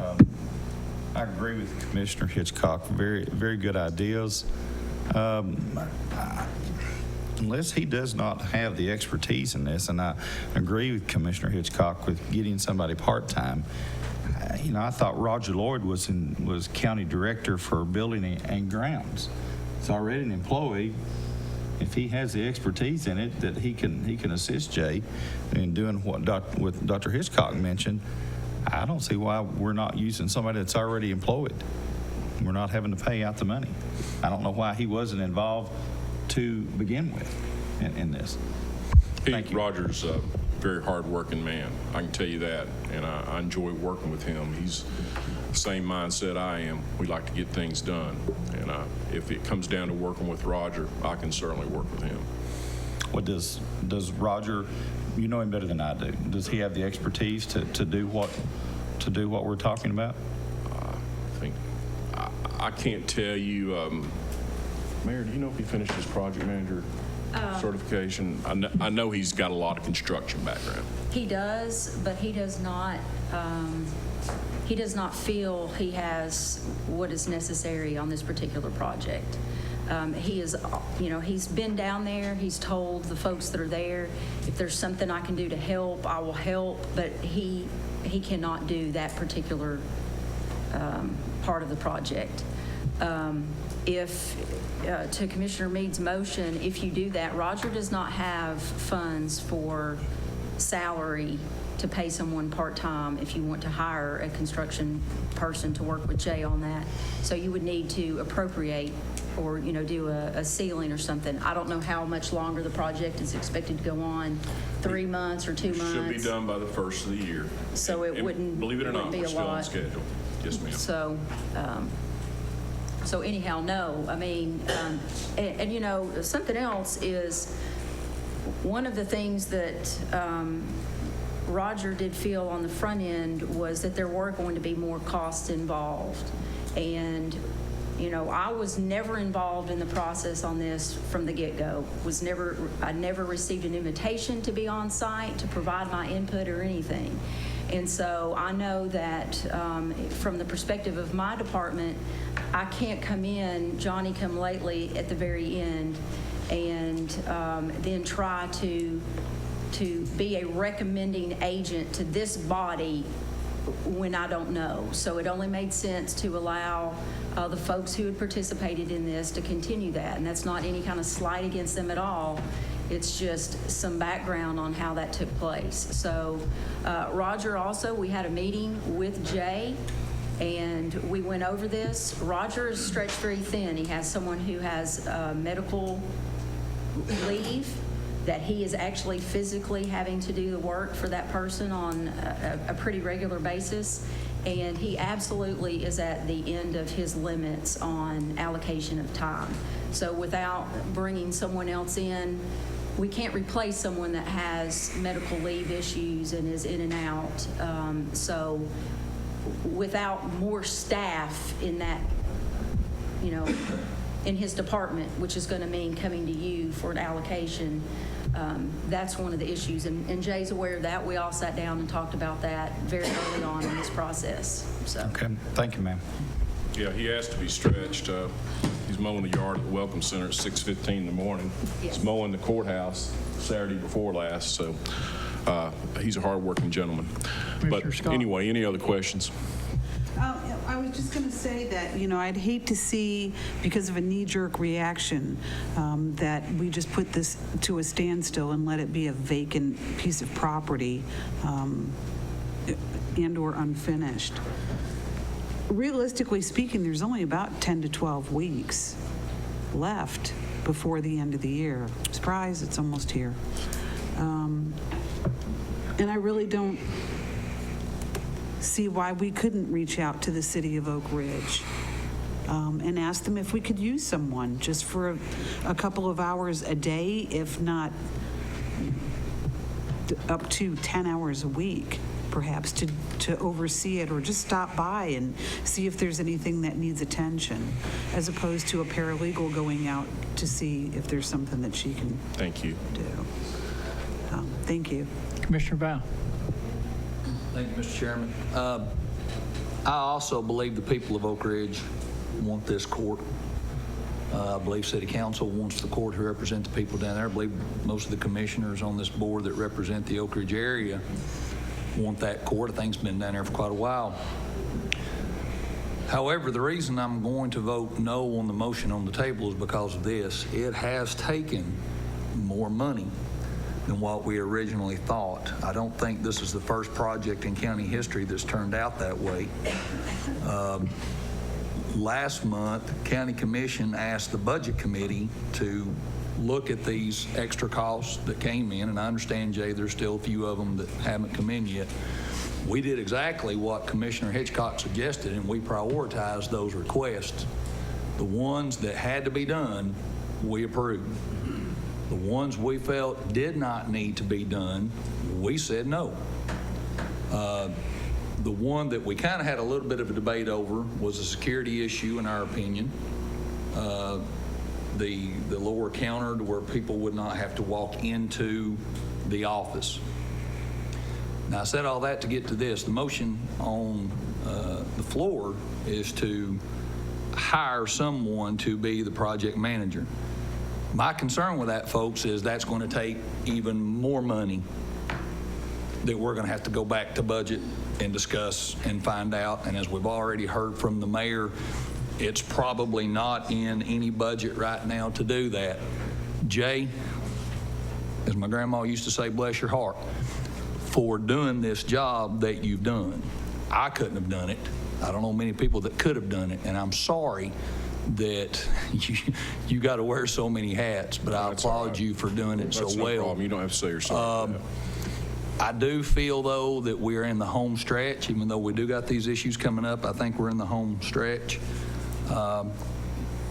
Jay, if you can hang on just a little while longer. I can hang on. When this project is done, then I think, whether it takes 10 years or not, I think we're going to look at this as a victory. As far as the air unit goes, I agree. Forget $80,000. I'm getting to the point to where I think we need just to work with what we've got left and do the necessities. Air units, I've got some more air conditioning units at the house I'll bring down there, and I'll try to hook them up. I believe that's the route that we ought to go. Thank you, Mr. Chairman. Mr. Smallridge. Right. I've talked with Jay quite a bit about this project, and I agree it would be very difficult to abandon the project at this point. I think it'd be very costly. And the other thing, do we know where we stand financially, let's say, doing only the things that we absolutely would have to do relative, where do we stand relative to our budget for this project? Right off the top of my head, after hearing from Natalie tonight that we have got the check for $30,000, we're to the good. And I don't want to give the impression that we're losing money on this project. It'll be in the red in the end. There's no doubt about it. But she's got $30,000 tonight in budget improvements to present to you. We got a $30,000 check from Oak Ridge. Don't forget the savings on the firewall, savings on the asbestos abatement. We eliminated that razor wire. So we're pretty close to being to the good right now. Now, the chiller doesn't have to be chiller's done? a different issue. That's down on the Emory Valley side. It's not where we're at. Okay. Now, the $80,000 HVAC unit that was not in the scope that you got the email from me last week, that's something we'll approach in time. And it's just not something that's going to be there. We're going to make the building functional and as good as we can with what we've got. But there will be some changes I'll bring back, and the final cost will be more than $576,000. Is it 476? 473 was 473. Be a little bit more than 473, and we'll try to stay within the contingency or the retainage. But I can promise you this, I'll do my best to hold the cost down, and I always will. Commissioner Alderson. This, referring back to Mr. Hitchcock, is there a possibility of maybe the mayor or you, Jay, or both? I was trying to think through the staff of maybe asking Oak Ridge that they have a construction project manager for their city area that could assist us in that? Mark, that's an excellent idea, and they do. They've got a gentleman that's very good. In fact, I think he's a codes expert myself. And maybe if the city of Oak Ridge would just allow him to maybe come over for an hour, maybe 2 or 3 times a week and meet with me, that would help. I would, and I understand what Mr. Val's saying, Commissioner Val, but I would like to amend that. Well, I don't know that it would pertain to the motion, but it does, is amend to try to make contact with the city officials and see for their assistance. And I'm on money too, but even if we could split the cost with Oak Ridge on a project manager from their side, it would be less than us trying to hire one. That sounds great. If you want to, depending on how this motion is settled, if you'll give me 30 days, I'll get with the mayor and the city manager, and we'll talk out some issues there and see if they can let me borrow a gentleman or maybe pay him overtime. I would like to amend that to Mr. Mead's motion if he accepts. I'll report back to you in operations what they say. Thank All you, right. sir. Let me tell you what the discussion that I had with Mayor Gooch today. And he said I could relay this to commission, is he was aware of, when I told him about the circumstances that we had, and he said, let county commission know that we are welcome to come and talk to him and the city manager, and they are willing to do, to talk, to try to work out a solution. So. Well, then I'll let my motion stand. Okay. Amendment. Commissioner Creasy? You got anything? I just want to make sure. I'd like to make the final statement. Okay, Commissioner Meade. Well, a lot has happened since I made my motion. That's exactly why I did it. okay? The law directors agree that he'll continue to handle this, even though we're being extremely unfair to him, and we have to admit that we know we're doing that. We're actually pretty close to being on budget. We're probably within the contingency, with the exception of this $80,000 air conditioning thing that looks like we can work on, because it doesn't necessarily have to be, all of it doesn't have to be done immediately. And so I think we've already come a long way since we started this discussion. I think it's a fine idea to talk to the city about them providing some help with this, because they're going to be one of the big beneficiaries of this whole operation. Joint initiative. So the primary focus of my motion was to hire somebody to run it. We already got someone that's going to continue to do it for free, so why would I want to do that? And all the other stuff that's happened, I think, is a fine idea, and I would go along, I would replace my motion with the motion just made by Mr. Olson. That we contact the city and see what, based upon this offer that came to our chair, and see what we can do. I can also tell you from experience I have had in construction that but this was DOE construction, and God help us if this ends up being like DOE construction. You don't, if you haven't been involved, you don't even know. I mean, they started out at the beginning knowing there's going to be all kinds of stuff they're going to add to the contract because DOE forgot to ask for it. But actually, that's just my opinion, of course. But once you get about halfway through a project, and we're pretty close to that, you've probably found most of your big surprises. We probably don't have a lot of big surprises left. We're hoping. And considering the fact that it could cost us almost as much as building the building if we tried to stop it now, it doesn't make any sense not to go ahead. And I just think, and what would we be left with if we stop now? We have a building that we probably won't be able to use any of it. And it's a good, solid building. So I think we need to take advantage of a good, solid building that we own. The fact that we got it halfway to being redone, and it would be a good building that'll last this county for many, many, many years. So I guess I can withdraw my motion. With who seconded? Do you agree with the drawing? Seems we resolved everything I asked for. Yeah, let's move on. I second the motion. Okay, so the new motion is that we, Request Jay to speak with the Mark City Watson, mayor. City mayor and Mark and city Watson. manager. City manager, see if they have and would be willing to loan us a project manager for the continuance of this. Okay, we have a motion. On a very part-time basis. Yes. Motion by Alderson. Jay understands. Seconded by. I got you. Jay By me. understands. Okay. All in favor? Aye. Any opposed? Motion passes. Let's stay up here. Wait a minute, see, Mr. We Warfield. mentioned Warren Gooch, and I want to publicly thank him. The $30,000, I sent him a text. We was in, I don't remember what committee meeting we was in, but Warren got on it the very next day, and I think it's when he got in touch with you. So, Warren, if you're listening, thank you for getting that done for us. Commissioner Wandell. Thank you, Mr. Chairman. Do we know what the date was this project started? Yeah,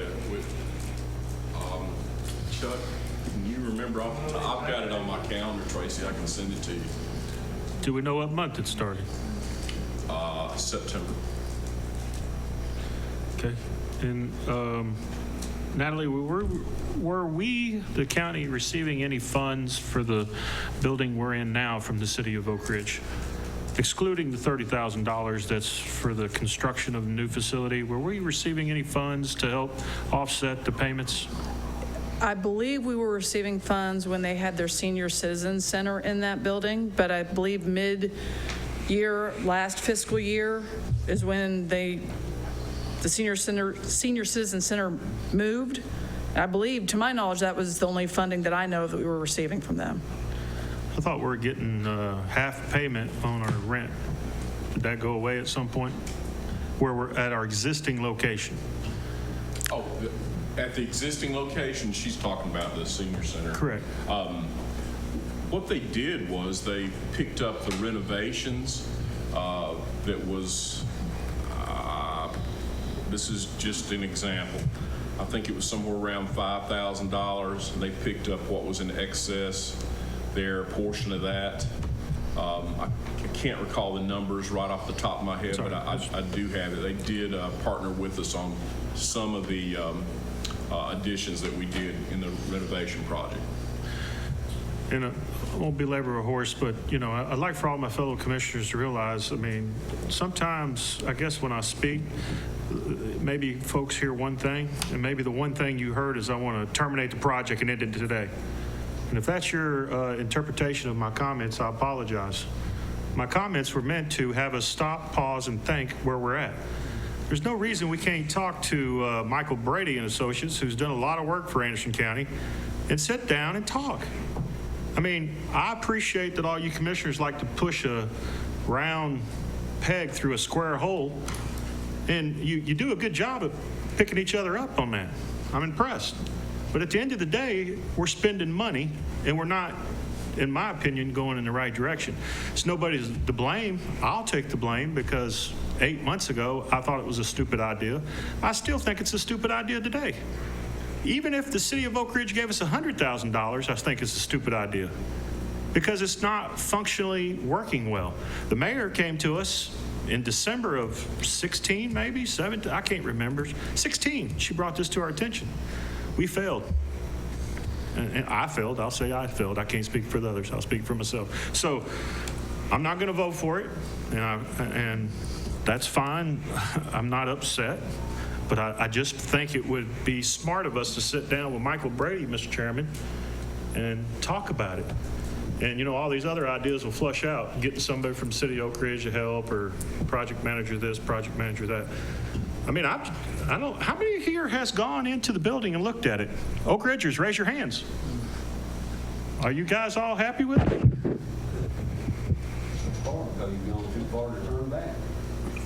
Again, I didn't say stop. I just said take a pause and take a look at it. I mean, we can turn this into to terminate the contract. We've already covered that bridge. Thank you, Mr. Chairman. Natalie? Okay, so 17B and 17C are the two that are still outstanding. Let me start with 17C, if you will. This came to commission to bring to the Budget Committee based on or awaiting a proposal. Jay still hasn't gotten that proposal, so we'd like to take 17C off of the table.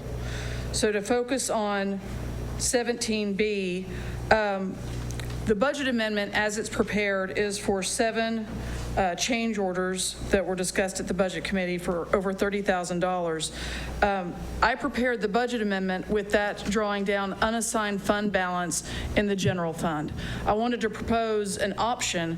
As I was just speaking to, we have $67,000 of that $300,000 that hasn't been earmarked, that was from the capital outlay note that just needed to be used for an asset that had longer than a 12-year life. That would be an alternative to keep all of this project, at least to date, in the 171 fund. That's where the original $500,000 was. So I was going to propose, rather than using the general fund unassigned fund balance, to move the fund to the 171.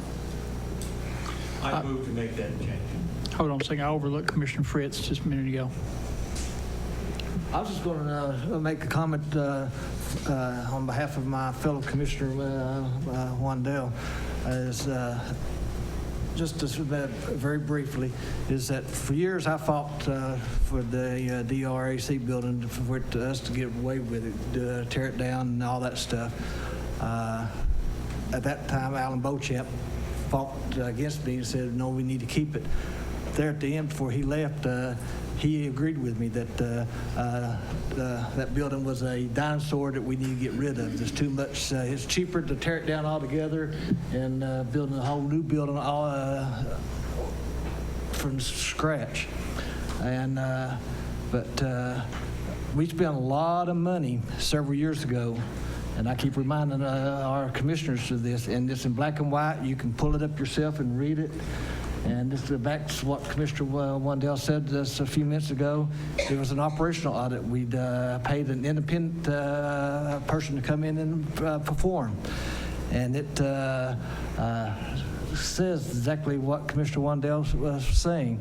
It went against keeping a court in Oak Ridge. It went against a juvenile court across the street. It went to moving everything within this courthouse. So especially a lot of the newer commissioners and everything like that, take the time and pull up read that independent operational audit we did many years ago and read what it did. And they suggested that would save the taxpayers lots and lots of money, and that we as a commission totally ignored. We didn't do any of it. No, we didn't do none of it. We spent a lot of money performing it. Schools did a lot of it, but we as a commission did none of it. Again, I apologize, Commissioner Fritz. Just go ahead, and you had the motion. To move it to 171. Yes, he had the motion to move it to 171. Okay. I think we need to go ahead with this because otherwise we're basically saying we're not going to go ahead with what actually has to be done to meet the legal requirements of the building. I second the motion. I have a motion and a second. Any discussion on the motion? Let's go to the board and vote. Thank you. And in it, this is not coming out of the general fund. It only takes a simple majority.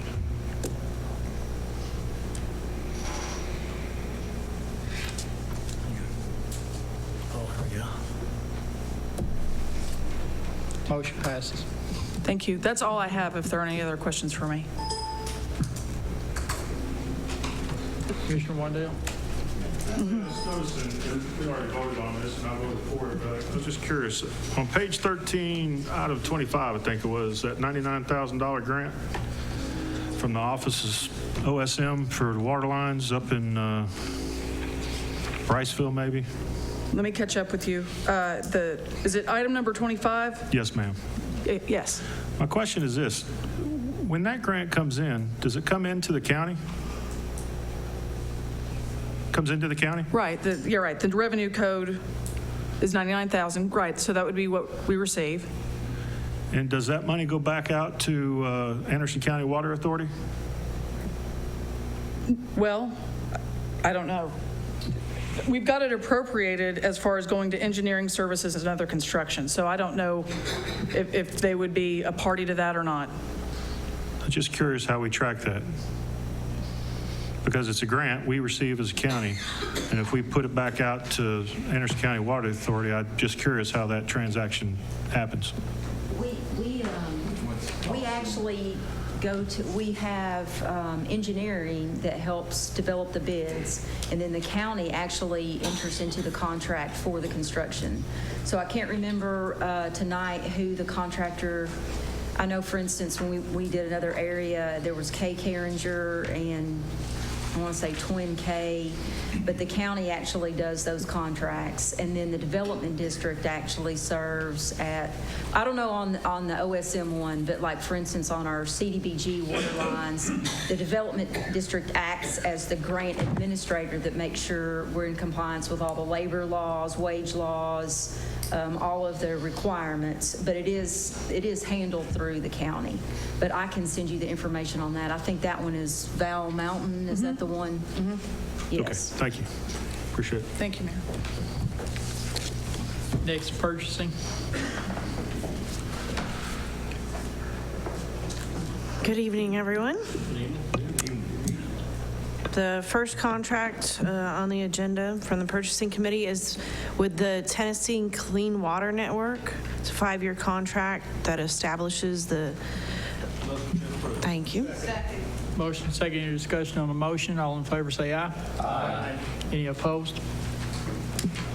The next one is an amendment to our office supply contract with Terra Consulting. It improves... Motion to approve. Second. I have a motion and second. Any discussion on the motion? All in favor say aye. Aye. Any opposed? Motion passes. The next one is the Comcast franchise agreement.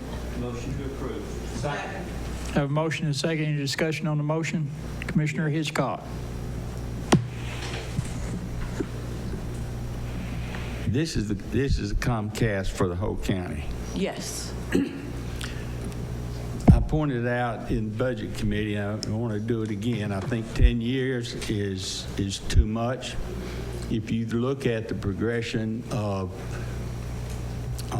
technology over the last 20 years, 25 years, it moves pretty fast, and it just burns me that Comcast will come in with some new equipment, and whether you need it or not, they're going to switch out, and you have to get the new equipment. And with the new equipment comes a bill for the services that it can do, but you don't use. I've experienced that personally. All right? And I've watched the bills just increase, and last year's 10%. And we've got a need out in the rural part of the county as well as within the urban part. And think about how people already are going to streaming and how they're going to access, whether it be satellite, whether it be some other kind of fiber optics. And there was discussions about the state having a statewide franchise for AT&T. And if we get a little more competition, what's going to happen? There's a lot of money in the IT and more. And I think 10 years is just way too long to give somebody a monopoly on it. 5, it just cut the difference in the middle. But I'm going to vote against the 10. I just think that technology is moving too fast to give one business control of it over our citizens. Okay. Commissioner Warfield. I agree 120,000%. I move to amend the motion by striking out the number 10 and adding in 5. Second. Have motion second. Do we have that on? No. We don't? I'm asking you. So they're tying our hands, basically? I'm asking you if we have that on. We actually took that up in purchasing. It's up for renewal, and that's what's in the draft that was given to us, emailed to us. I can tell you this, they really don't even have to have a contract anymore with us. The way the state law is, and we've got 2 people that deal with us on TV service, and that's Comcast and AT&T. You don't see a franchise agreement with AT&T. They opted not to go. They opted to follow the new state law that's been in place 2010, 2011, somewhere in there. Comcast decided to do the old way because we have our ACTV. That's one of the reasons. And they will not, Catherine and I just dealt with this on another issue. They will not change their contract. That's the way they do business. And I'm sorry, but they do not change these contracts. And if it came down to it, they would continue to provide this service within our county to our citizens without a contract. They can do that. The areas we need to push on them are the areas inside the contract, and that's getting cable TV to these areas that do not have it. They're specifically telling us they will provide. So if you know these areas inside your district that qualifies under this franchise agreement, please let me know. We've got an excellent liaison now, I believe, in Katie Brown. She took up Mr. Bird's place. Russell Bird, been with us for years, and she works well with you. She works well with me, so I'm glad to have her. And she has promised myself, and I don't know if she probably did the same thing to Brian, to the mayor and Brian, but I've relayed it to Brian that they'll do anything they can to help us on their governmental affairs side. That's saying a lot. It's a big step for Comcast. So I trust them. They're putting in the new fiber into this building. we're going to have, because of that, there's going to be super high-speed internet access to this building. And are you finished with that contract, right? Bring it to the Okay, the final version. But that was, any specific questions on this franchise agreement? It's not like it used to be. I'm sorry. Yes, sir. If we just don't do anything on it and let it expire, the county, we have effectively prostituted ourselves with a franchise fee. Do we lose that? It can be. There's a lot of it can be. stuff It can be reduced, and that's what's so delicate with ACTV. That's the money they utilize to operate that channel for years. Now AT&T does pitch in, but this is not the same type of issue that we dealt with back in 2006. For those of you that may remember that exchange, we had the cable TV committee at that time. It took us, I think we went through that franchise agreement in depth, every line of it, and we negotiated with that one. That was when Russell Byrd was on board, but the law changed. I've been told they changed to make it a more streamlined process and to have places where they couldn't get a contract in place. But anyway, that's the state of the law on franchise agreements in the state of Tennessee. It's not what it used to be, and I'm sorry for the confusion on that issue. But I withdraw my amendment. Commissioner Val. Thank you, Mr. Chairman. I do share in my fellow commissioners' frustration with this issue. And my question was pretty much already answered, what happens if we vote no? But I do appreciate the answer from the law director. We can, I guess, get together a list, Jay, of areas in our districts that would love to see good quality cable television provided to them. Yes, sir. Please look at that provision. And I'm sure you'll do a good job interpreting it, but that allows for us to petition them. If you see an area that has the amount of homes in that area that looks like it qualifies. That was going to be my next question. What formula do we use and how complicated is it? It's in the contract. And then you bring it to me, or you can go straight to Katie, and we'll get busy on that issue. Some of you may know the issue about the detention facility TV. I know I've spoken to 3 or 4 of you over time. In the old franchise agreement, there was a statement in there that says all Anderson County buildings get free cable TV. Basic. Well, we had that in the jail. Of course, it was edited to some degree, but there was a few channels that were allowed in there, mostly news channels, no movie channels, nothing like that. About 4 or 5 years ago, in order to decode that basic signal, we had to rent these little boxes. So that became an issue with Chief Jailer Johnson, and we went back and forth with Russell Byrd, but Katie has promised us, and she's already sent one gentleman out to the jail. They're going to audit that. They've actually, it looks like they found that we've been billed for maybe too many. I think they said 21, and we don't have near that many TVs in the facility, so we'll see some savings there. But that provision still exists. They will run cable TV to our buildings, and I think we've got everything covered, but we have to have that decoder box, and by federal law, they cannot give that to us for free. They can take it off of our franchise agreement surcharge. They can take it off that, which we probably don't want to do, but they can't just give us that box free. So you'll still see, from time to time, you'll see cable charges that'll float through budget committee, or you'll see on the budget, you'll see that. But that's the explanation of that charge.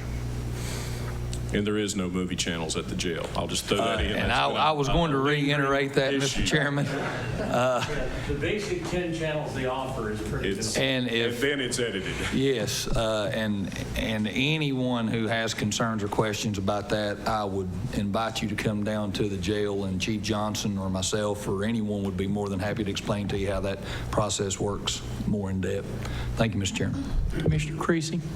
Yes, I just want to back up everything that the law director has said, Comcast is different than what we used to have to deal with, and especially back further on back. It's new management, a new person, a local government contact person that we're dealing with, and she's very fair, very understanding, easy to work with, and I think that we should support the motion, and I totally agree with what you're saying. Thank you, sir. Commissioner Meade. Yeah, Mr. Yeager. Yes, sir. Several of the commissioners seem to be concerned about the length of this contract. Does this contract have a termination clause? If we get to a point where we're really unhappy, some new company is offering to provide the service for half the cost or something because of new technology. Is there a termination clause that would allow us to go to a new company if it was very much in our advantage?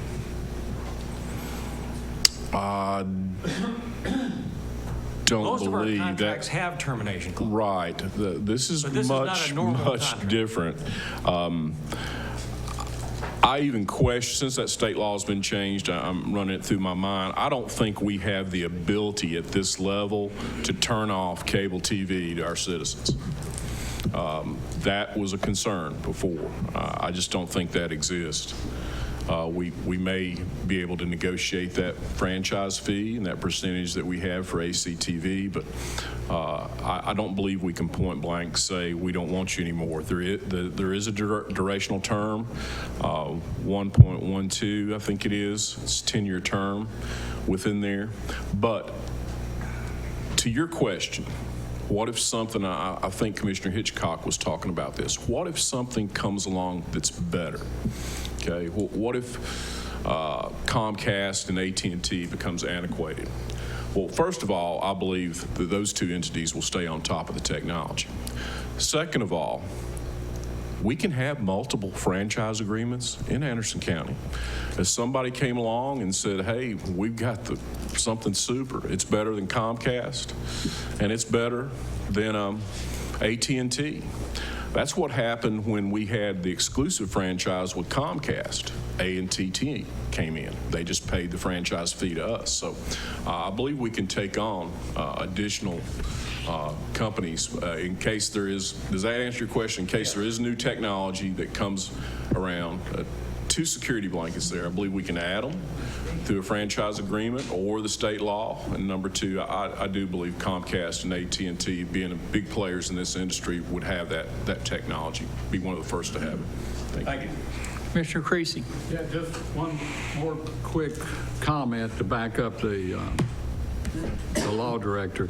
And the mayor is working very hard with the broadband committee and moving very well with that. And that will be new technology coming and she has addressed, and the committee has addressed those areas in need of more broadband, more TV. And so there is more coming and help coming for those districts or for those areas that have no cable, no broadband, no TV. There's help coming. I'm glad you brought that up. Thank you, Mayor. But believe it or not, I know there's some citizens that maybe live in Oak Ridge or in Clinton that can't believe there's areas of this county that does not have broadband or even cable TV. And there's a lot of them. District 3, District 4, District 5. There's plenty of places like that. So I'm glad we've got that initiative that came down from the General Assembly. And I hope that we're able to get broadband to the majority of our county here in the next few years. Anything else on that issue? Mayor Frank? Jay addressed it. Okay. Okay. All right. Commissioner Wandale. Thank you. Jay, it says here that the companies to submit franchise fee reports. Catherine, have we received any franchise fee reports in the past? Yes. Well, this body's actually asked for them. several years back. I'd like to see some copies of those. Yeah, you should have them. Every time they were sending us the franchise fee on a quarterly basis, so your report should be on a quarterly basis. If you don't have that, let me know. We can get them. Thank you, Mr. Anybody else? Okay, the motion is to accept the contract with Comcast as stated. All in favor say aye. Aye. Any opposed? No. Let's go to the board and vote.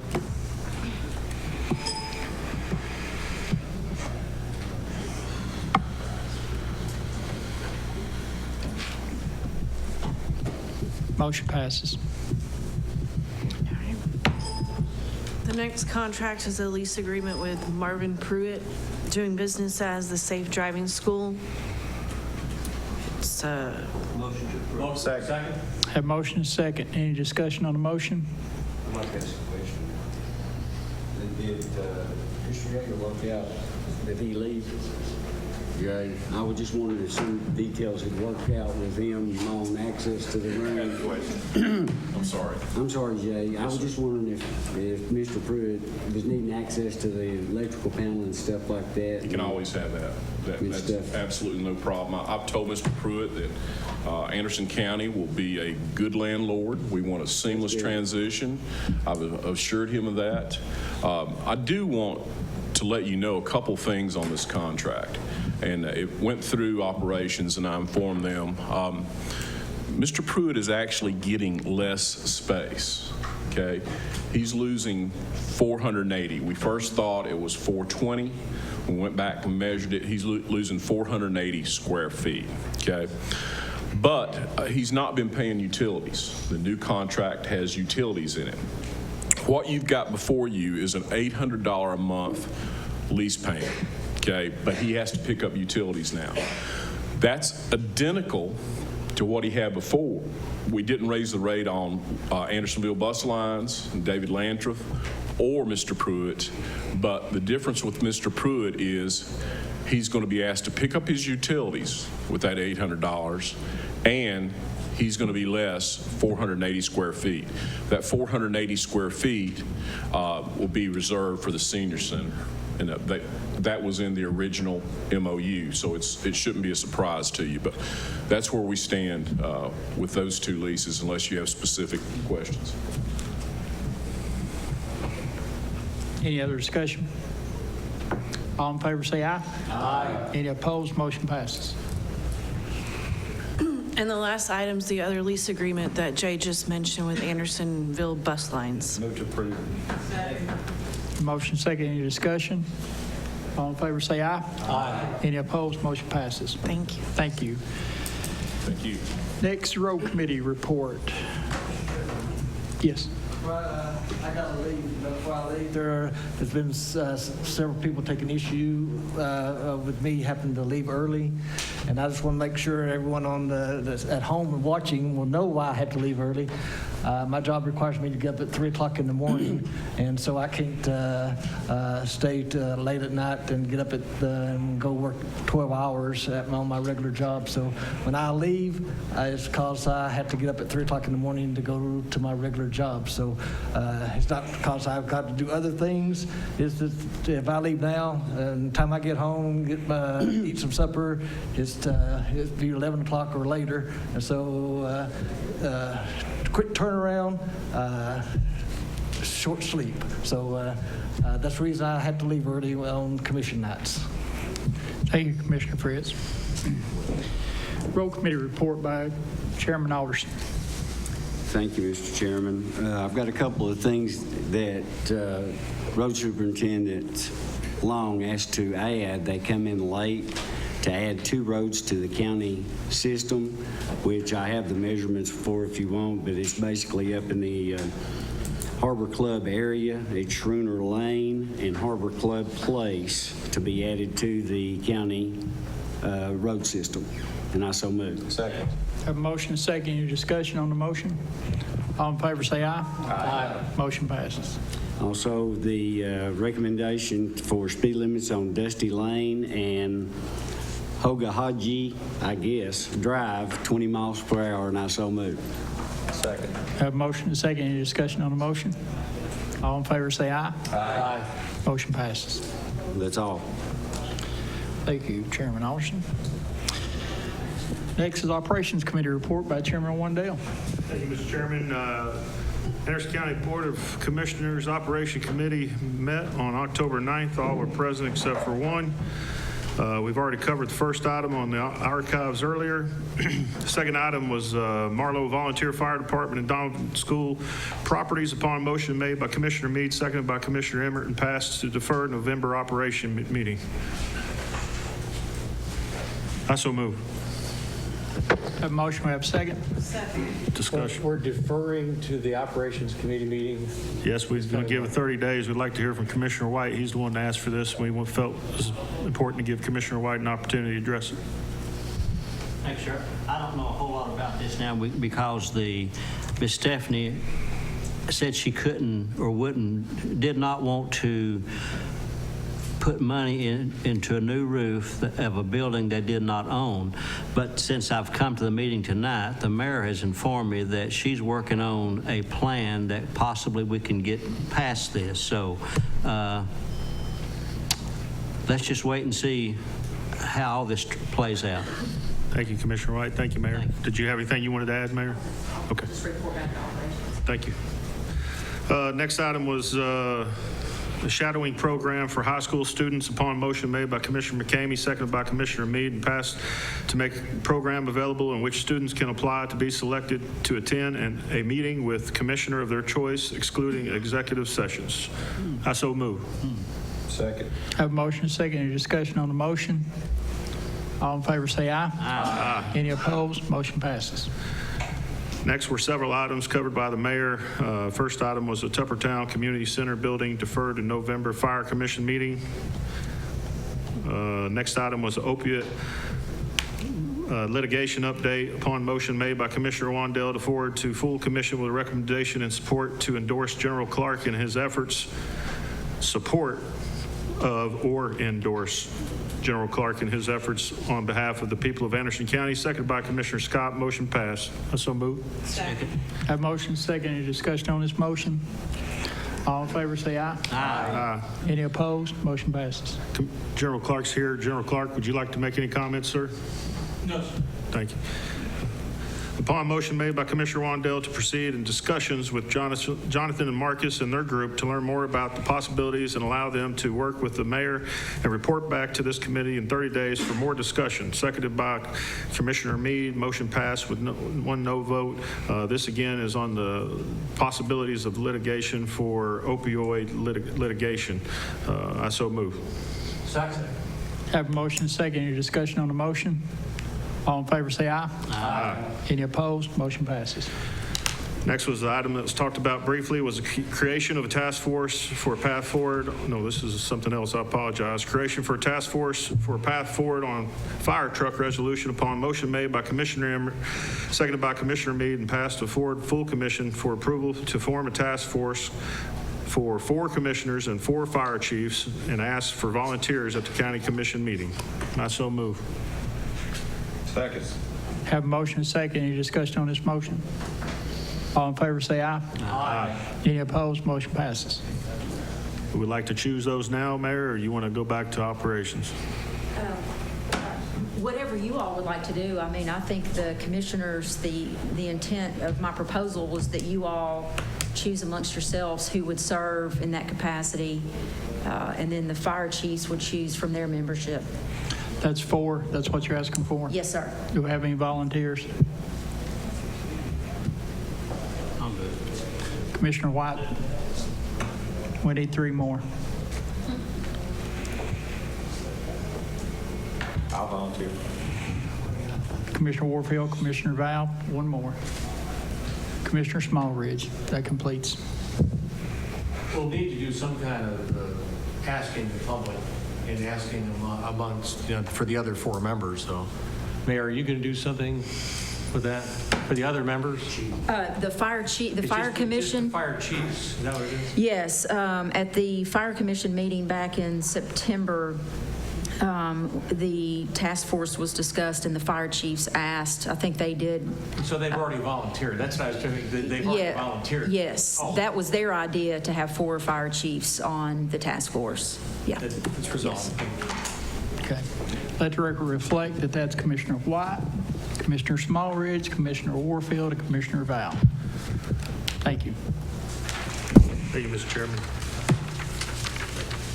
Next was another item from the mayor, facilities condition assessment. Upon a motion made by Commissioner McCamey, seconded by Commissioner Yeager, and passed for the mayor to work with the purchasing department to facilitate an assessment process and come back to this committee. I so move. Have a motion, second, discussion. All in favor, say aye. Aye. Any opposed? Motion passes. Next was the Glen Alpine Convenience Center update. Upon motion made by Commissioner McCamey, seconded by Commissioner Emmert, and passed to form a task force in conjunction with the City of Clinton that would contain 2 members of the Solid Waste Board. Commissioner Emmert made the motion. Commissioner Warfield and Commissioner Meredith were those that were chosen, and the City of Clinton to choose their members. Is this still appropriate, or we've moved past the committee?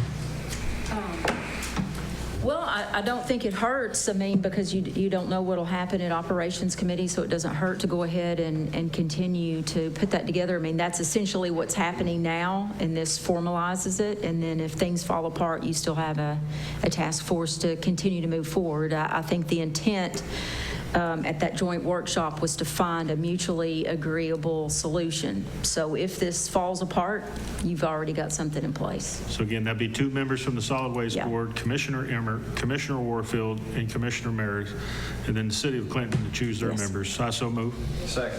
Have a motion, second. Any discussion on the motion? All in favor, say aye. Aye. Any opposed? Motion passes. Law Director had 2 items that were already covered in his report. Next regular scheduled operation meeting is scheduled for November 13th at 6 p.m. in this room, room 312. That concludes the report. Thank you, Mr. Chairman. Thank you, Chairman Wandell. Next is the Legal Service Advisory Committee. Mr. Chairman, first, we added at the beginning of the agenda that motion from your Operations that's Committee. correct. It was upon motion by Commissioner Alderson, seconded by Commissioner Emmert, for Mayor Frank to draft a letter in support to Commissioner Robert Martineau of the Department of Environment and Conservation. Motion carried. And then Commissioner Alderson amended the motion to include a more personal letter to Lieutenant Governor McNally. That did not get passed by full commission, and I would like to be able to submit that to both of those gentlemen to reflect the record. Have a motion, second. Any discussion on the motion? Commissioner Wandell. Yes, Mayor, appreciate you bringing that up. Certainly like to have a copy of those letters if we could when you get done. Thank you, Mr. Chairman. Any other discussion? All in favor, say aye. Aye. Any opposed? Motion passes. Okay, now we go on to Legal Service Advisory. We met on October the 9th, and the subject was whether that we actually wanted to become a plaintiff in a lawsuit against the law director. The committee voted to send it to full commission for discussion.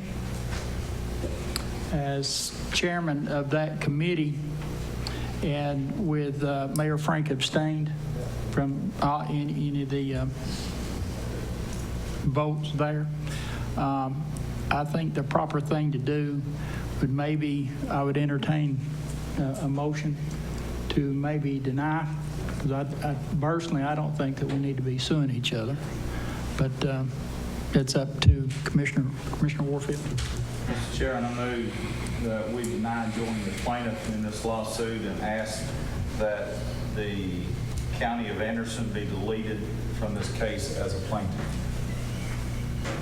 Second. Have a motion and second. Any discussion? All in favor say aye. Aye. Any opposed? Motion passes. Next.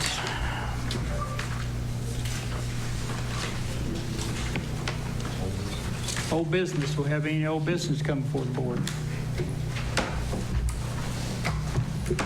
Next new business is we're actually going to meet October the 23rd at 9 a.m. here at the courthouse to go to the property out next to David Jones Industrial Park and a bus will be provided. So anybody that wants to come, be here at 9 o'clock. Commissioner Warfield's going to have biscuits. Yeah. Thank you. So, I want to say thank you to David Landreth of Andersonville Bus Lines. He volunteered. He sent me a text and said he would volunteer to meet us here and take us up and bring us back. So thank you, Andersonville Bus Lines. Thank you for breakfast. we've got one other item today on Ask Your Neighbor. There was a lady that called in and was wanting to get some information on how to find the forensic reports that the mayor talked about in our last committee meeting. Mayor, do you want to speak about that? Or? Sure. When Chairman Isabel mentions forensic report, it's the Knox County Regional. It's the drug-related death report 2016 for both Anderson and Knox counties. And Chairman Isabel has the address there. It's knoxcounty.org/RFC for Regional Forensic Center reports.php. So if anyone, I will see if Leanne maybe can't post that on the county website for folks where they can access that information. Is it not coming through? Just the agenda. Okay. Can we zoom in on this? And just since last month, I asked the Forensic Center if I could share this with you. John Lott, who is their director, originally in September, I had reported to you that their estimates for drug overdose deaths this year were going to be 42. As of October 6th, he sent an updated report for Anderson County, and based on their projections, based on last month's deaths, it looks like we're going to be around 48 drug overdose deaths in Anderson County. So I know all of you all are paying close attention to this, and we've discussed it in operations, and that's a lot of people who are dying from drug overdoses. So I just wanted to share that, and I'll be happy to send that out in an email. I asked him to share, and he said absolutely share with you all to keep you informed. I have one miscellaneous item I meant to report out under the Budget Committee. The Budget Committee took the action for meetings to begin at 4 o'clock on their Thursday evenings rather than 6 o'clock in the hope that we can get more participation from county staff and employees. So I just wanted to make mention of that. It'll be publicly noticed. Okay. Any other business? Yes, sir. Do you have any updates on the EMS audit? Their last meeting, I want to say, was September 24th, and that will take them through, I believe, December or January until the consultants come back. One of the next steps will be for them to start the survey and schedule the on-site visit. The consultants are continuing to work behind the scenes in looking at the financial information and also comparing our county's operation to other counties that they're benchmarking us on. So just because there hasn't been a lot of report out, there hasn't been a need to bring the committee along, but they're working towards getting feedback and then working towards I believe, the initial draft. So it's in the process. That's right. Commissioner Val. Thank you, Mr. Chairman. That's what I was going to say. We have met a few times, and the firm that is doing this seems to be very thorough. They've been contacting Nathan and EMS and others by email and getting the answers back and compiling. During the meetings, it's pretty neat. We speak to them via teleconference kind of thing, so that saved us a lot of money for that, but it is progressing. One other thought on that is that the committee that's doing the work has really bragged on Nathan and his staff for providing information in a very timely manner, which I appreciate them doing that. Great comments. Thank you. Any other comments? Thank you. That's a time, Monday, 9 o'clock. 9 o'clock. 9 o'clock. Yeah.